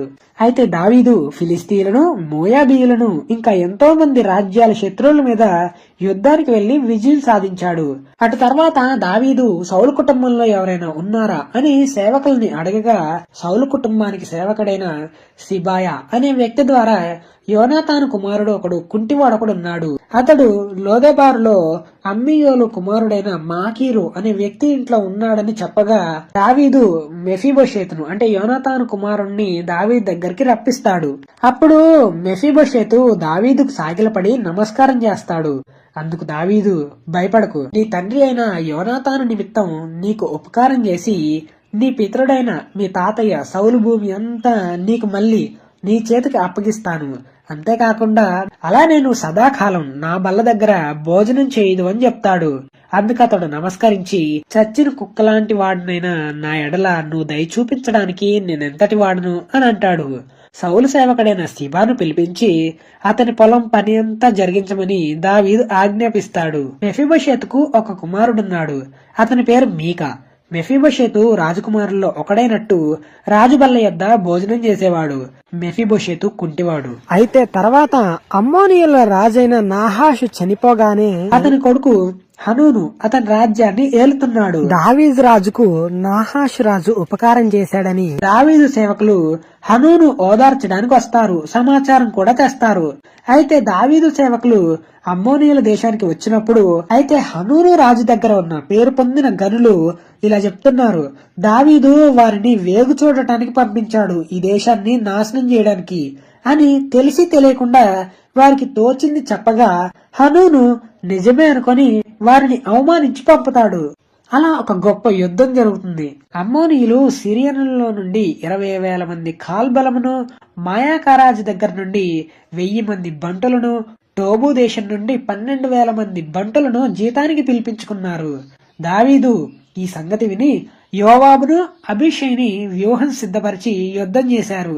దావీదు 700 మంది రధికులను, 40,000 మంది గుర్రపు రౌతులను హతం చేశాడు. అమ్మోనీయులకు సహాయం చేయడానికి వచ్చిన వాళ్ళంతా చనిపోయారు. హదదే జెరెనుకు సేవకులైన రాజులందరూ వారితో సమాధానపడి లోబడ్డారు. ఇది 2 సమూయేలు గ్రంథం 10వ అధ్యాయంలో కనిపిస్తుంది. సిరియనులు ఇశ్రాయేలీలకు భయపడి అమ్మోనీయులకు సహాయం చేయలేదు. వసంతకాలంలో రాజులు యుద్ధానికి బయలుదేరే సమయంలో దావీదు యోవాబును అతని వారిని ఇశ్రాయేలీలందరినీ అమ్మోనీయుల మీద యుద్ధానికి పంపించగా వారు అమ్మోనీయులను హతం చేసి రిబ్బా అనే పట్టణాన్ని ముట్టడి వేశారు. దావీదు యెరూషలేములోనే ఉన్నాడు, యుద్ధానికి వెళ్లలేదు. ఒకానొక దినమున సాయంకాలం వేళ దావీదు పడక మీద నుండి లేచి రాజనగరి మిద్దె మీద అంటే డాబా మీద నడుస్తూ చూస్తుండగా స్నానం చేస్తున్న ఒక స్త్రీ కనిపించింది. ఆమె చాలా అందంగా ఉండటంతో ఎవరి కుమార్తెతో తెలుసుకోవాలని సమాచారం తెలుసుకోమని దూతను పంపిస్తాడు. ఆమె ఏలియాము కుమార్తె హిత్తీయుడైన ఊరియా అనే వ్యక్తి యొక్క భార్య అని తెలుస్తుంది. ఆమె పేరు బెత్షెబా అని దూత సమాచారం తెలియజేస్తాడు. ఊరియా చాలా మంచి వ్యక్తి. ఈ దావీదు ఉండే రాజ్యంలోనే అతను పనిచేస్తున్నాడు. దావీదు దూతల చేత ఆమెను తన ఇంటి దగ్గరికి రప్పిస్తాడు. అలా దావీదు బెత్షెబాతో పాపం చేస్తాడు. ఆమె అపవిత్రత పోగొట్టుకుని తన ఇంటికి వస్తుంది. బెత్షెబా గర్భవతి అయిందని దావీదుకు వర్తమానం పంపిస్తుంది. అయితే దావీదు తాను పాపం చేసిన విషయం తెలిసిపోతుందని ఊరియాను యుద్ధంలో ముందుండేలా చేసి చంపిస్తాడు. అయితే ప్రతి ఒక్క వ్యక్తి గురించి రాబోయే వీడియోలో క్లియర్ గా చూద్దాము. ఈ కార్యం దేవుని దృష్టికి దుష్కార్యంగా ఉంది. ఊరియా దావీదు యొక్క సేవకుడు. ఈ విషయం గురించి తెలిసిన బెత్షెబా అంటే భర్త చనిపోయాడని తెలిసిన బెత్షెబా భర్త గురించి ఏడుస్తుంది. తర్వాత దావీదు బెత్షెబాను చేర్చుకుంటాడు. దేవుడు వెంటనే నాతాను ప్రవక్తను దావీదు దగ్గరికి పంపించాడు. ఈ కార్యం దేవుని దృష్టికి దుష్కార్యంగా ఉండెను. నాతాను ప్రవక్త దావీదు దగ్గరకు వచ్చి ఒక ఉపమాన రీతిలో చెప్పాడు. ఒక ఊర్లో ఇద్దరు మనుషులున్నారు. ఒకడు బాగా డబ్బు ఆస్తున్నవాడు, ఇంకా గొర్రెలు గొడ్లు ఉన్నాయి. ఇంకొకడు దరిద్రుడు. అతనికి తాను కొనుక్కొచ్చిన చిన్న ఆడగొర్రె పిల్ల తప్ప మరి ఏమీ లేదు. అతడు గొర్రె పిల్లను సొంత బిడ్డలా చూసుకునేవాడు. వాని బిడ్డల యొద్ద ఉండి పెరిగి వాని చేతి ముద్దలు తింటూ వాని గిన్నెలో నీళ్లు త్రాగుతూ కౌగిట్ట పండుకొని వాని కుమార్తెలా ఉంది.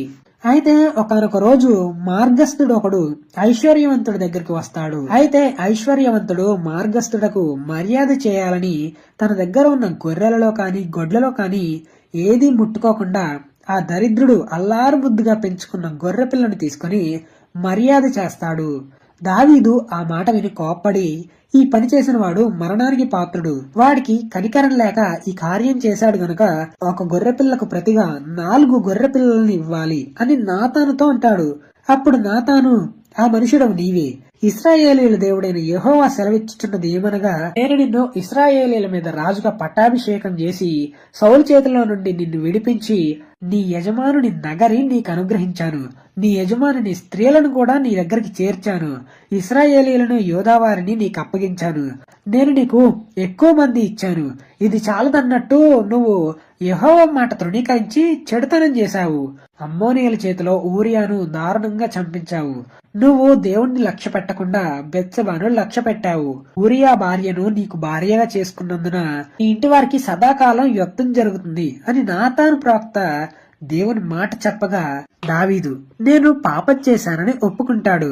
నాతానుతో చెప్తాడు. దావీదు ఇలా అంటాడు, నేను దేవుని దృష్టిలో పాపం చేశాను అని అంటాడు. అందుకు నాతాను, నువ్వు చావకుండా ఉండునట్లు యెహోవా నీ పాపం పరిహరిస్తాడు. అయితే నువ్వు చేసిన పాపానికి నీకు బెత్షెబాకు పుట్టబోయే బిడ్డ నిశ్చయంగా చనిపోతాడని నాతాను దావీదుతో చెప్పి వెళ్లిపోతాడు. అయితే దావీదుకు బెత్షెబాకు పుట్టిన బిడ్డ జబ్బు పడుతుంది. అయితే దావీదు ఉపవాసం ఉండి లోపలికి పోయి రాత్రంతా సాగిలపడి బిడ్డ కోసం దేవుణ్ణి బ్రతిమలాడాడు. భోజనం కూడా చేయలేదు. 7వ రోజున బిడ్డ చనిపోతాడు. అయితే దావీదు సేవకులందరూ మాట్లాడుకుంటుంటే వింటాడు. బిడ్డ చనిపోయిందని తెలుసుకుంటాడు. అప్పుడు దావీదు నేల నుండి లేచి స్నానం చేసి తైలం రాసుకొని వేరు వస్త్రాలు ధరించి భోజనం చేస్తాడు. అప్పుడు అతని సేవకులు ఇలా అంటారు, ఏంటి రాజా, బిడ్డ బ్రతుకున్నప్పుడు ఉపవాసం ఉన్నావు, బిడ్డ చనిపోయాడని తెలియగానే లేచి భోజనం చేస్తున్నావేంటి అని అడుగుతారు. అందుకు దావీదు, బిడ్డ ప్రాణంతో ఉన్నప్పుడు దేవుడు నా యందు కనికరిస్తాడని ఆ బిడ్డను బ్రతికిస్తాడని ఉపవాసం ఉన్నాను. ఇప్పుడు బిడ్డ చనిపోయాడు, ఇక నేను ఎందుకు ఉపవాసం ఉండాలి అని అంటాడు. దావీదు బెత్షెబాను ఓదారుస్తాడు. తర్వాత దావీదు బెత్షెబాను కూడినప్పుడు ఒక కుమారునికి జన్మనిస్తుంది. అతనికి సొలొమోను అని పేరు పెడతారు. అయితే యెహోవా అతన్ని ప్రేమించి నాతాను ప్రవక్త ద్వారా యెహోవా ఆజ్ఞను బట్టి యాదిద్య అని పేరు పెడతారు. యాదిద్య అంటే యెహోవాకు ప్రియుడు అని అర్థం. తర్వాత యోవాబు ఇంకా దావీదు రబ్బా అనే పట్టణం మీద యుద్ధం చేస్తారు. యుద్ధంలో విజయం సాధించి యెరూషలేముకు వస్తారు.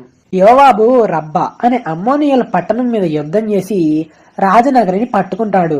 దావీదు దగ్గరికి యోవాబు దూతలను పంపి రబ్బా మీద యుద్ధం చేసి పట్టణం పట్టుకున్నాను. నేను పట్టణానికి నా పేరు పెట్టుకోకుండా ఉండాలంటే నీ సేవకులను సమకూర్చి యుద్ధానికి పంపించమని చెప్తాడు. అలా దావీదు తన సేవకులతో యుద్ధం చేయడానికి వస్తాడు. దావీదు వారి మీద విజయం సాధించి అమ్మోనీయుల రాజు కిరీటం ధరింపజేసి వారు యుద్ధం చేయించి యెరూషలేముకు వచ్చారు. తర్వాత దావీదు కుమారుడైన అబ్షాలోముకి అందమైన చెల్లి ఉంది. ఆమె పేరు తామారు. దావీదు కుమారుడైన అమ్నోను అతని చెల్లిని మోహించాడు. అతనిలోకి పాపం ప్రవేశించింది. అమ్నోను తామారు గురించి ఆలోచిస్తూ చిక్కిపోతున్నాడు. అయితే అమ్నోనుకి యెహోనాదాబు అనే స్నేహితుడు ఒకడున్నాడు. యెహోనాదాబు దావీదు సహోదరుడైన షిమ్యా కుమారుడు. ఈ యెహోనాదాబు బహు కపటం కలవాడు. అయితే యెహోనాదాబు అసలు విషయం తెలుసుకుంటాడు. యెహోనాదాబు మంచివాడు కాదు కాబట్టి చెడ్డ ఆలోచనలతో ఉన్నవాడు. అమ్నోనికి ఒక ఉపాయం చెప్తాడు. మంచిగా కాకుండా చెడ్డ ఉపాయాలు చెప్తాడు. నువ్వు రోగువయ్యుండు, అంటే రోగిలా వేషం వేసుకొని నీ మంచం మీద పడుకొని ఉండు. నీ తండ్రి నిన్ను చూడ్డానికి వచ్చినప్పుడు తామారుని నీ కోసం భోజనం తెమ్మని చెప్పమని చెప్తాడు. అలా దావీదు అమ్నోను చూడ్డానికి వచ్చినప్పుడు యెహోనాదాబు చేసిన ఉపాయం తామారుని భోజనం తెమ్మని దావీదు రాజుకు చెప్తాడు.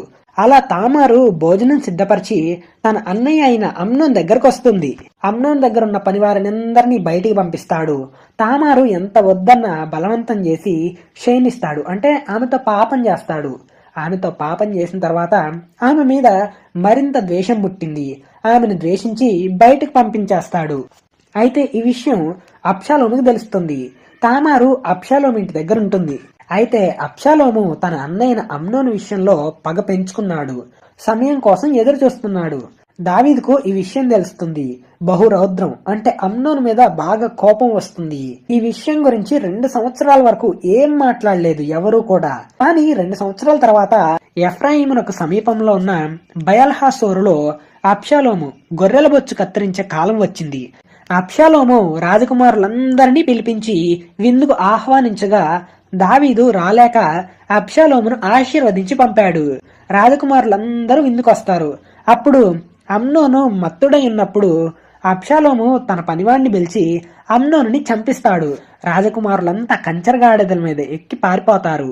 ఈ విషయం దావీదుకు తెలుస్తుంది. యెహోనాదాబు ఈ విషయం చెప్తాడు. రాజకుమారులు అందరూ చనిపోలేదు, అమ్నోనును మాత్రమే అబ్షాలోము చంపాడు అని చెప్తాడు.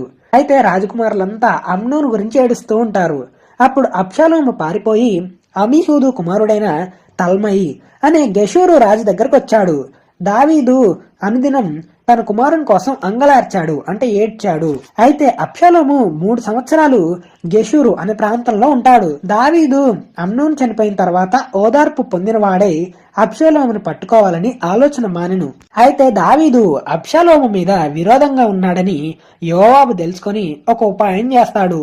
తెకోవా అనే ప్రాంతం నుండి యుక్తిగల, అంటే తెలివిగల ఒక స్త్రీని పిలిపించి ఒక ఉపాయం చెప్తాడు. అప్పుడు ఆమె ఏడుస్తున్నట్లు నటిస్తూ రాజు దగ్గరకు వచ్చి ఇలా మాట్లాడుతుంది. నమస్కరించింది. రాజా, నన్ను రక్షించండి అని తన గురించి చెప్తుంది. నేను ఒక విధవరాలను, నా భర్త చనిపోయాడు, నాకు 2 కుమారులున్నారు.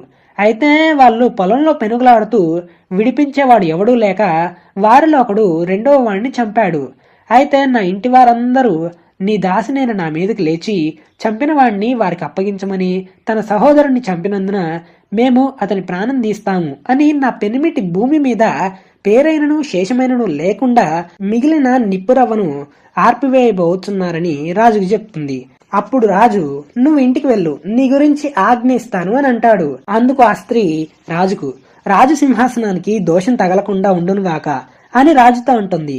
అందుకు రాజు, ఎవడైనను దీని గురించి నిన్ను ఏమైనా అంటే నా దగ్గరికి తీసుకొనిరా, వాడు నిన్ను ముట్టుకోడు అని చెప్తాడు. అయితే అందుకు ఆమె, రాజువైన నీవు నీ దేవుడైన యెహోవాను స్మరించి హత్యకు ప్రతిహత్య చేయువారు ఆ కుమారుణ్ణి నశింపజేయకుండా ఇకను నాశనం చేయకుండా మాన్పించమని మనవి చేయగా రాజు, నీ కుమారుని తల వెంట్రుకలలో ఒక్కటైన నేల రాలదు అని చెప్తాడు. అప్పుడు ఆ స్త్రీ ఇంకొక మాట చెప్తుంది. రాజా, దేవుని జనులైన వారికి విరోధంగా ఎందుకున్నావు? అబ్షాలోమును వెళ్ళగొట్టి రానియక తానే దోషి అవుతున్నాడని చెప్తుంది. అయితే మనం అందరం చనిపోతాం కదా, నేల మీద నీళ్లు ఒలికితే మరలా ఎత్తలేని నీటి వలె ఉన్నాము అని అంటుంది. దేవుడు ప్రాణం తీయకుండా తోలివేయబడిన వాడు తనకు దూరస్తుడు కాకుండా ఉండడానికి సాధనాలు కల్పిస్తున్నాడు. నా మనవిని అంగీకరించి దేవుని స్వాస్థ్యము అనుభవించకుండా నా కుమారుణ్ణి నాశనం చేయాలని చూసే వారి చేతిలో నుండి నీ దాసిని విడిపిస్తావని అనుకున్నాను అని చెప్తుంది. అలానే యెహోవా నీకు తోడై ఉన్నాడు, నువ్వు దేవుని దూతలాంటి వాడువు, మంచి చెడ్డలన్నీ తెలుసు నీకు అని అంటుంది. అప్పుడు దావీదు గ్రహించి, ఈ మాటలు ఎవరు చెప్పారు నీకు? యోవాబు చెప్పాడా అని అనగా, అవును రాజా, యోవాబు నాకు బోధించాడు అని చెప్తుంది. తర్వాత యోవాబును పిలిపించి అబ్షాలోముని యెరూషలేములోకి తీసుకొస్తారు. కానీ గెషూరు ప్రాంతం నుండి వచ్చిన అబ్షాలోము రాజుని దర్శించకుండా తన ఇంటికి వెళ్తాడు. అయితే ఇశ్రాయేలీలందరిలో అబ్షాలోము వంటి అందగాడు ఒకడు కూడా లేడు. అయితే అబ్షాలోముకి 3 కుమారులు. తామారు అనే కూతురు పుట్టింది. ఆమె చాలా అందంగా ఉండేది, సౌందర్యవతి. అయితే అబ్షాలోము 2 సంవత్సరాలు యెరూషలేములో రాజును దర్శనం చేయలేదు. యోవాబును రాజు దగ్గరికి పంపించడానికి అతనిని పిలిపిస్తాడు, యోవాబుని.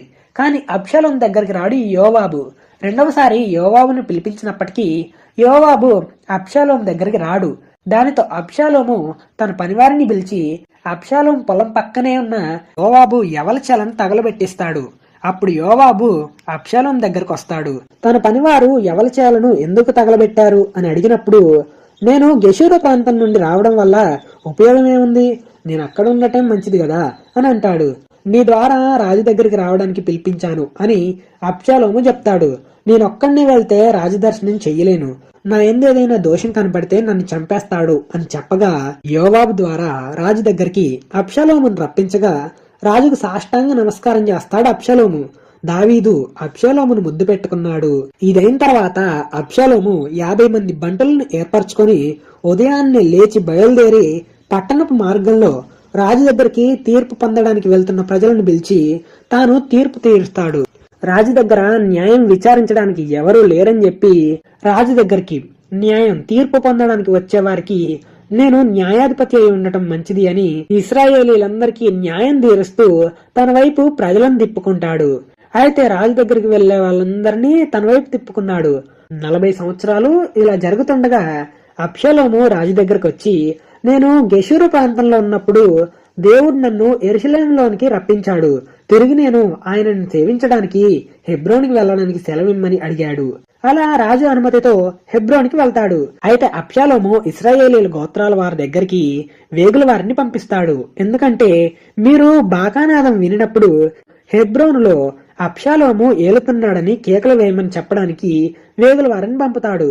అయితే అబ్షాలోము ఇచ్చే విందుకు 200 మంది యెరూషలేములో నుండి వారు ఏమీ తెలియక యథార్థ మనసుతో వెళ్లారు.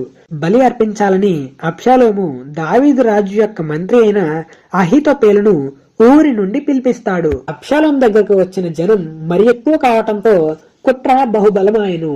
అంటే అబ్షాలోము దావీదు మీద కుట్ర పన్నాడు.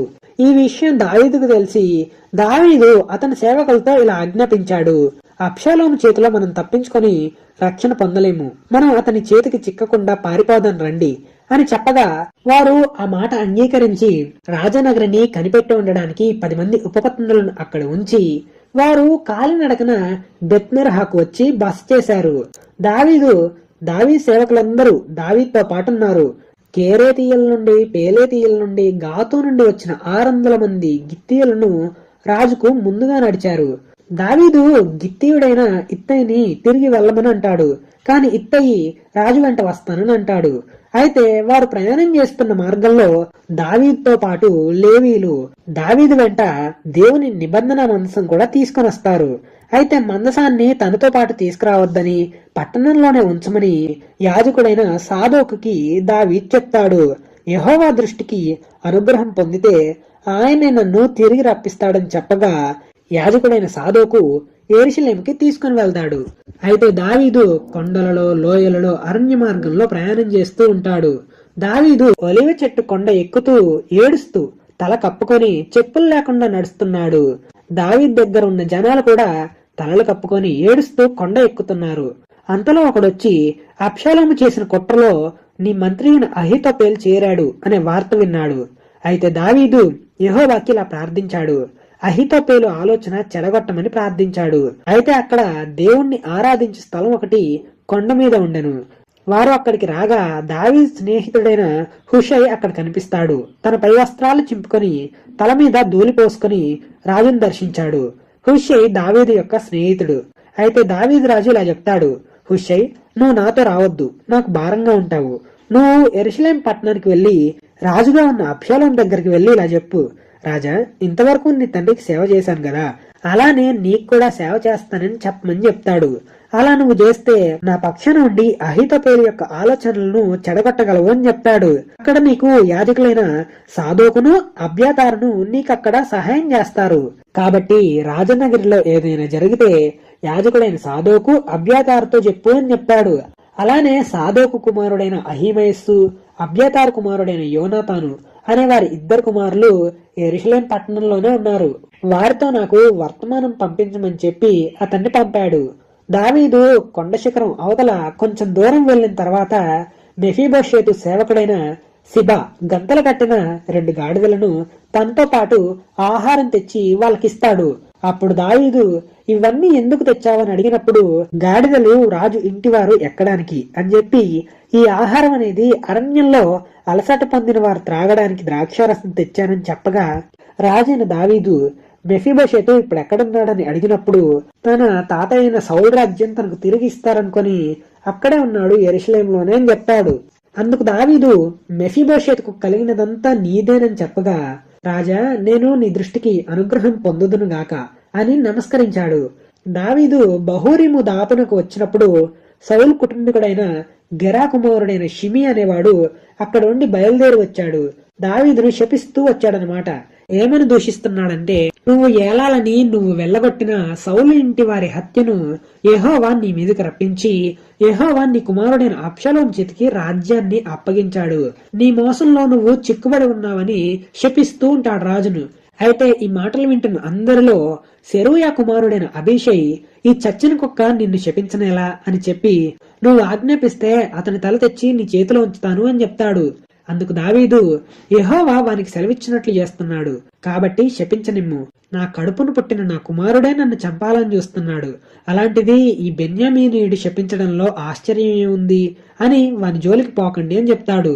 యెహోవా నా శ్రమను లక్ష్య పెట్టునేమో, వాడు పలికిన శాపానికి బదులుగా మేలు చేస్తాడేమో అని చెప్తాడు. అయితే వారు ప్రయాణం చేసి అలసట పొంది ఒక చోటకొచ్చి సేద తీరుతారు. దావీదు స్నేహితుడైన అర్కీయుడైన హుషయి అబ్షాలోం దగ్గరకు వచ్చి మాట్లాడుతుండగా, అబ్షాలోము, నువ్వు నీ స్నేహితుడితో కూడా వెళ్ళకపోయావా? నీ స్నేహితునికి చేసే ఉపకారం ఇంతేనా అని అడిగినప్పుడు, యెహోవాను ఇంకా ఈ ప్రజలంతా ఎవరిని కోరుకుంటారో నేను అతని వాడిని అవుతానని చెప్పాడు. అలా అక్కడ అబ్షాలోం దగ్గర ఉంటాడు. దావీదు యొక్క మంత్రి అయిన అహీతోపెలు అబ్షాలోముతో అన్ని చెడ్డ ఆలోచనలు చేస్తాడు. నీ తండ్రికి నువ్వు అసహ్యంగా ఉండాలి అంటే కావలిగా ఉన్న ఉపపత్నుల దగ్గరికి వెళ్తే నువ్వు నీ తండ్రికి అసహ్యుడమైనట్టు ప్రజలందరూ తెలుసుకుంటారు. అప్పుడు నీ పక్షాన ఉన్న వారందరూ ధైర్యం తెచ్చుకుంటారు అని చెప్పాడు. కాబట్టి మేడ మీద గుడారం వేయగా ఇశ్రాయేలీలందరికీ తెలిసేటట్లు అతడు తన తండ్రి ఉపపత్నులతో కూడెను. అయితే ఆ దినములలో అహీతోపెలు చెప్పిన ఏ ఆలోచన అయినా ఒకడు దేవుని యొద్ద విచారణ చేసి పొందిన ఆలోచన అయినట్టుగా ఉండెను. దావీదును అబ్షాలోమును దానిని అట్లే ఆచరించుచుండిరి. అహీతోపెలు అబ్షాలోముతో, రాజా, నేను దావీదును బెదిరించిన ఎడల దావీదుతో పాటు ఉన్న జనులంతా పారిపోతారు. రాజును మాత్రం చంపి ప్రజలను నీ తట్టు తిప్పుతాను. వారు నీతో సమాధాన పడతారు గనక నీ చిత్తమైతే నేను 12,000 మంది సైన్యాన్ని ఏర్పరచుకొని పోయి ఈ రాత్రి దావీదును తరిమి పట్టుకుంటాను అనే విషయం అబ్షాలోముతోనూ ఇశ్రాయేలీల వారి పెద్దలందరితోనూ ఈ ఆలోచన మంచిగా ఉంటుంది. అయితే ఈ ఆలోచన గురించి హుషై ఏం చెప్తాడో అని అబ్షాలోము హుషైని పిలిపిస్తాడు. అప్పుడు హుషై వచ్చి తన ఆలోచన చెప్తాడు. ఈసారి అహీతోపెలు చెప్పిన ఆలోచన మంచిది కాదు. నీ తండ్రి ఇంకా అతని పక్షాన ఉన్న వాళ్ళందరూ బలాఢ్యులు. నీ తండ్రి యుద్ధంలో ప్రావీణ్యుడు. అడవిలో పిల్లలను పోగొట్టుకొనిన ఎలుగుబంట్లు వంటి వారై ఉన్నారు అని చెప్పాడు. దావీదు జనులతో బస చేయడు. ఏదో ఒక గుహలోనో లేదా ఒక స్థలంలో దాగి ఉంటాడు.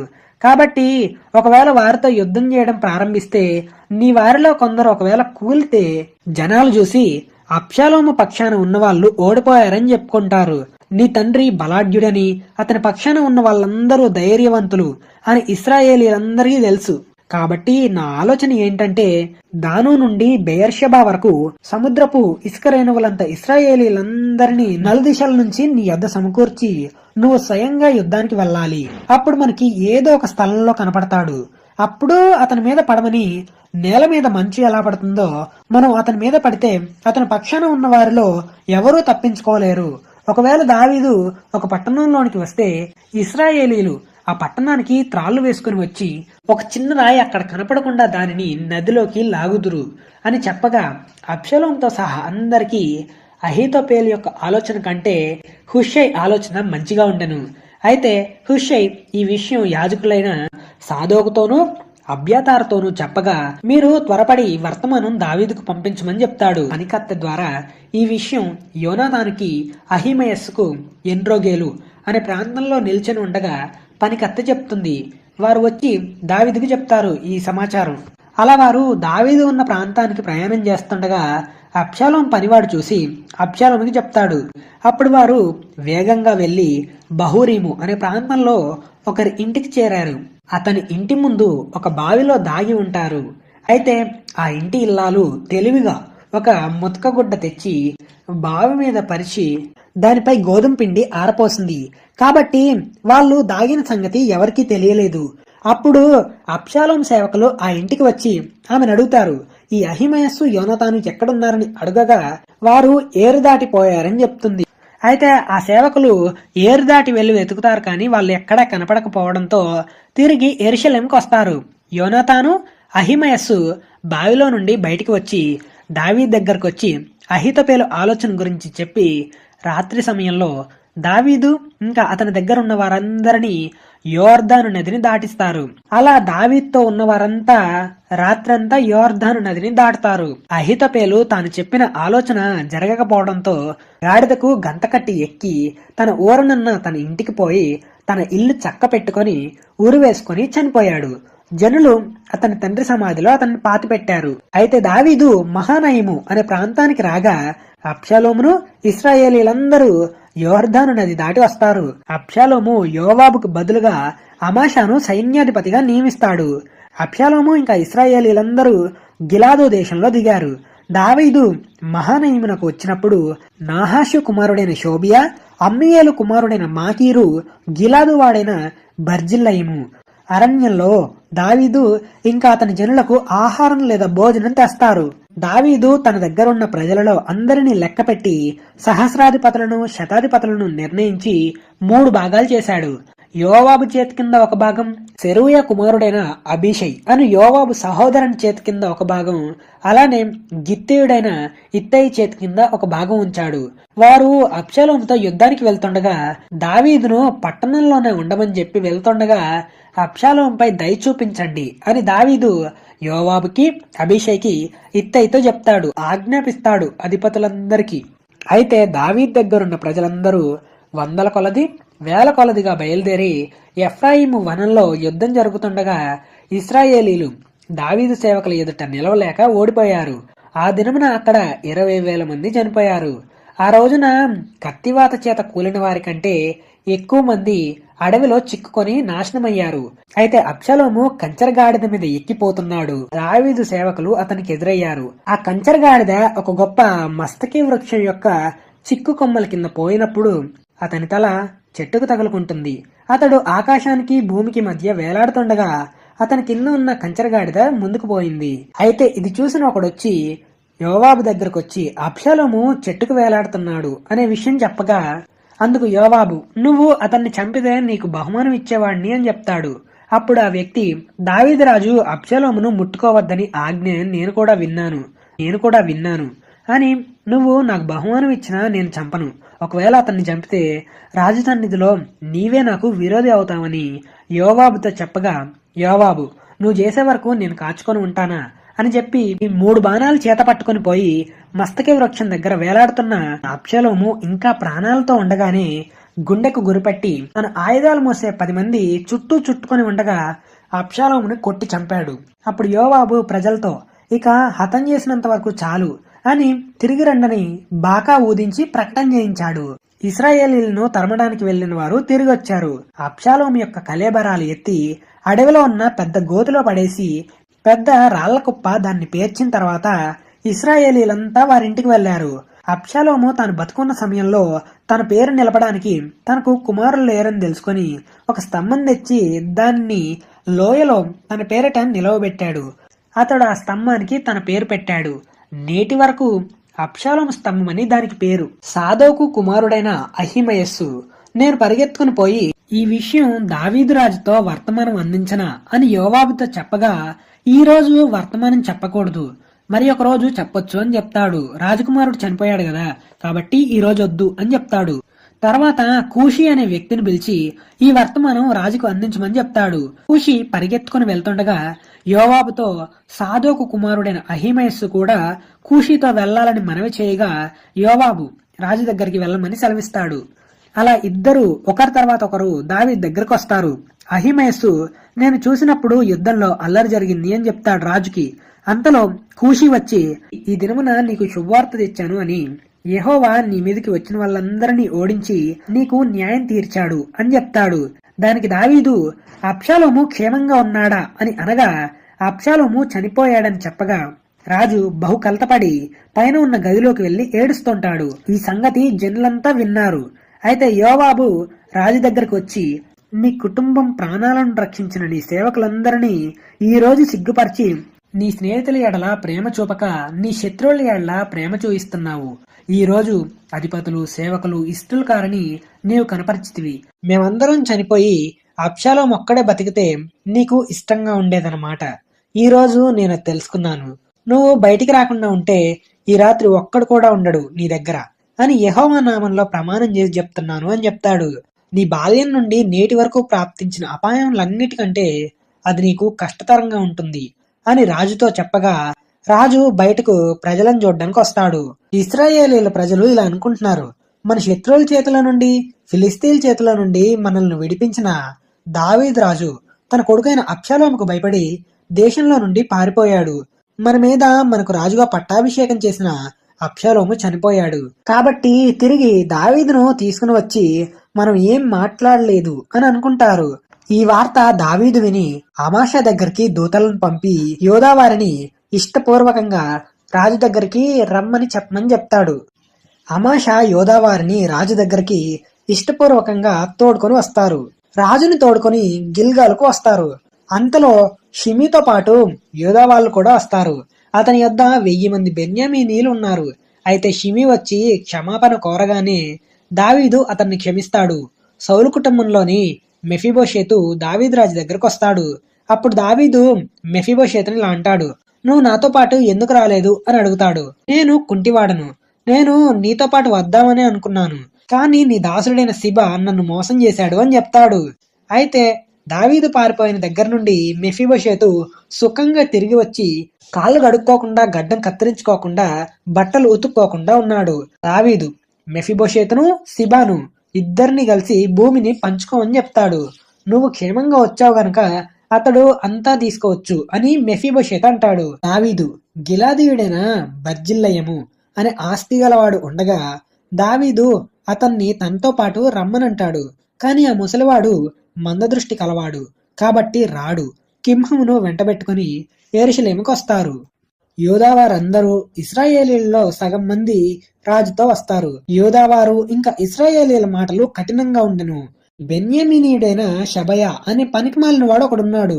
అతడు బిక్రీ కుమారుడు. అతను ఏం చేశాడంటే, దావీదుతో పాటు మనకి స్వాస్థ్యం ఏం లేదని, భాగం ఏం లేదని, మీరు మీ గుడారాలకు వెళ్ళమని బాకా ఊదించి ప్రకటన చేయగా ఇశ్రాయేలీలందరూ దావీదును విడిచి షబాను వెంబడించడం ప్రారంభించాడు. అయితే యోర్దాను నది నుండి యెరూషలేం వరకు యోధావారు రాజును హత్తుకొన్రి. దావీదు అమాషాను పిలిచి 3 రోజుల్లో యోధావారిని సమకూర్చమని, వారిని ఇక్కడికి హాజరు కమ్మని ఆజ్ఞాపిస్తాడు. అమాషా యోధావారిని సమకూర్చడానికి వెళ్ళాడు. దావీదు అబీషైని పిలిచి, షబా అబ్షాలోము కంటే ఎక్కువ కీడు చేస్తాడు కాబట్టి వాడిని పట్టుకోమని ఆజ్ఞాపిస్తాడు. ఇప్పుడు యోవాబును, కేరేతీయులను, పేలేతీయులను, బలాఢ్యులందరూ షబాను తరమడానికి వెళ్లారు. యోవాబు అమాషాను దారిలో చంపేస్తాడు. తర్వాత వారు షబాను వెతుకుతూ ఉంటారు. వారు షబాను అతని తలను ఛేదించి దావీదు దగ్గరకు వస్తారు. యోవాబు ఇశ్రాయేలీల దండువారికి అధిపతి అయి ఉన్నాడు. కేరేతీయులకు, పేలేతీయులకు యెహోయాదా కుమారుడైన బెనాయ అధిపతిగా ఉన్నాడు. అదోరాము వెట్టి పనులు చేయవారి మీద అధిపతిగా ఉన్నాడు. అహీటూబు కుమారుడైన యెహోషాపాతు రాజ్యపు దస్తావేజుల మీద ఉండెను. ఆ కాలంలో సౌలు గిబియానీయులను హతం చేశాడు గనుక అతన్ని బట్టి, నరహంతకులైన వారిని బట్టి కరువు సంభవిస్తుంది. అయితే దావీదు గిబియానీయులను పిలిపించి సౌలు కుటుంబీకులలో 7 అప్పగించమని దావీదును అడుగుతారు. దావీదు వారికి 7 మనుషులను అప్పగిస్తాడు. అయితే గిబియానీయులు ఆ 7 వర్తిస్తారు. తర్వాత సౌలు, యోనాతాను ఎముకలు తెచ్చి తన తండ్రి అయిన కీషు సమాధిలో పాతి పెడతారు. ఫిలిస్తీయులతో యుద్ధం జరుగుతుంది. ఇష్బీ బెనోబు అనే వ్యక్తి దావీదును చంపాలని వస్తాడు. కాని అబీషై ఇష్బీ బెనోబును కొట్టి చంపుతాడు. ఫిలిస్తీయులతో గోబు దగ్గర యుద్ధం జరుగుతుండగా సిబ్బకై రెఫాయిము సంతతి వాడైన నఫును చంపాడు. గోబో అనే ప్రాంతం దగ్గర ఫిలిస్తీయులతో యుద్ధం జరుగుతుండగా గిత్తీయుడైన గొల్యాతు సహోదరుడైన ఎల్హానాను చంపాడు. ఇంకొక యుద్ధం గాతు దగ్గర జరిగింది. రెఫాయిము సంతతిలో చేతికి 6 వేళ్లు ఉన్నవాడు 24 వేళ్లు ఉన్నాయి. అయితే వాడిని షిమ్యాకు పుట్టిన యోనాతాను చంపాడు. తర్వాత దావీదు దేవుణ్ణి స్తుతిస్తాడు. ఇది 23వ అధ్యాయంలో దావీదు యొక్క సైన్యం గురించి ఉంటుంది. 2 సమూయేలు 23 అధ్యాయం 8 నుంచి 39 వరకు ఉంటుంది. దేవుని కోపం ఇశ్రాయేలీల మీద రగులుకుంది. అయితే దావీదు యోవాబుతో ఇశ్రాయేలీలు యూదావారు ఎంతమంది ఉన్నారు లెక్కించమని చెప్పగా, యోవాబు తన సేవకులతో 9 నెలల 20 రోజులు అన్ని పట్టణాలు తిరిగి యెరూషలేముకు వచ్చాడు. యోవాబు ఇశ్రాయేలీలలో కత్తి దూయగల వ్యక్తులు 8 లక్షల మంది యోధులున్నారని, యూదావారిలో 5 లక్షల మంది ఉన్నారని చెప్తాడు. దావీదు నేను పాపం చేశానని అంటాడు. నా దోషాన్ని పరిహరించమని దేవునికి ప్రార్థిస్తాడు. అయితే యెహోవా వాక్కు దావీదుకు ప్రత్యక్షమై గాదు అనే ప్రవక్త వచ్చి దేవుని మాటగా 3 విషయాలు చెప్తాడు. వాటిలో ఒకదాన్ని కోరుకోమని చెప్తాడు. నీవు నీ దేశంలో 7 సంవత్సరాలు క్షేమం కలుగుటకు నువ్వు ఒప్పుకుందవా? నిన్ను తరుముతున్న నీ శత్రువుల ఎదుట నిలవలేక నువ్వు పారిపోవడానికి ఒప్పుకుందవా? లేదా నీ దేశంలో 3 రోజులు తెగులు రావడానికి ఒప్పుకుంటావా అని ఈ మూడిట్లో నీకు ఏ ఆలోచన సరైంది అని చెప్పమనగా, నాకు ఏమీ తోచడం లేదు, గొప్ప చిక్కులో ఉన్నాను అని అంటాడు. యెహోవా వాత్సల్యం గలవాడు కనుక మనుషుల చేతిలో కాకుండా దేవుని చేతిలోనే పడదము అని గాదుతో అంటాడు. దేవుడు తెగుల్ని రప్పిస్తాడు. దాను నుండి బెయేర్షెబా వరకు 70,000 మంది చనిపోతారు. అయితే గాదు ఒక బలిపీఠం కట్టించమని సలహా ఇస్తాడు దేవుని మాటగా. అంటే యోబూసీయుడైన అరౌనా కళ్ళం దగ్గర ఆ స్థలం కొని బలిపీఠం కట్టిస్తాడు. దహన బలులు, సమాధాన బలులు అర్పించగా యెహోవా దేశం కొరకు చేయబడిన విజ్ఞాపనలను ఆలకింపగా ఆ తెగులు ఇశ్రాయేలీలను విడిచిపోయెను. అయితే రాజైన దావీదు వృద్ధుడు కాగా సేవకులు అతనికి ఎన్ని బట్టలు కప్పినా అతనికి వెట్ట కలగక ఉండెను. రాజుకు ఉపచారం చేయడానికి షూనేమీయురాల్ని దావీదు దగ్గరికి తెచ్చారు. కాని దావీదు ఆమెను కూడలేదు. హగ్గీతు కుమారుడైన అదోనియా గర్వించిన వాడై దావీదు చనిపోయిన తర్వాత అతను రాజవుతాడు అనుకొని గుర్రపు రౌతులను 50 మంది మనుషులను ఏర్పరచుకున్నాడు. ఈ అదోనియా అబ్షాలోము తర్వాత పుట్టినవాడు, బహు సౌందర్యం గలవాడు. యోవాబు, యాజకుడైన అబ్యాతారు అదోనియాకు సహాయం చేశారు. కాని యెహోయాదా కుమారుడైన బెనాయాను, నాతాను ప్రవక్త, షిమీయును, రేయియును దావీదుతో ఉన్నారు. అదోనియా ఏలుతున్నాడని నాతాను ప్రవక్త బెత్షెబాకు చెప్పినప్పుడు సొలొమోనును రాజుగా ఎలా చేయాలి అని సలహా ఇస్తాడు. అదోనియా ఏలుతున్నాడని దావీదుకు తెలియదు కాబట్టి రాజు దగ్గరికి వెళ్లి ఇలా చెప్పమని సొలొమోను గురించి రాజుగా చేయమని అడుగుతుంది. బెత్షెబా దావీదుకి ఇలా చెప్తుంది. అదోనియా బలర్పించిన సమయంలో యోవాబును పిలిచాడు కానీ సొలొమోనును పిలవలేదు అని చెప్తున్న సమయంలో నాతాను ప్రవక్త దావీదు దగ్గరకు వస్తాడు. దావీదు సొలొమోనును నా తర్వాత రాజుగా ఉంటాడు అని చెప్తాడు. అప్పటికప్పుడు సొలొమోనుని రాజుగా పట్టాభిషేకం చేసి రాజు చిరకాలం వర్ధిల్లాలి అని ప్రకటన చేస్తారు. తర్వాత దావీదు తన కొడుకైన సొలొమోనుకి దేవుణ్ణి ఎలా అనుసరించాలి ఏంటి అనేది చెప్పి, బర్జిల్లయిము కుమారులు నాకు సహాయం చేయడానికి వచ్చారు, నీవు వాళ్ళ మీద దయించి రాజు భోజనపు బల్ల మీద చేర్చుకొనుము అని చెప్పి చనిపోతాడు. దావీదు పట్టణంలో సమాధి చేయబోతాడు. దావీదు పట్టణంలో సమాధి చేయబడతాడు. మొత్తం 40 సంవత్సరాలు ఏళ్తాడు. హెబ్రోన్లో 7 సంవత్సరాలు, యెరూషలేములో 33 సంవత్సరాలు ఏళ్తాడు. అతని తర్వాత సొలొమోను సింహాసనాన్ని అధిష్ఠిస్తాడు. సో చివరిగా ఇదండి దావీదు గురించి, దావీదు జీవితం గురించి వీడియో అనేది.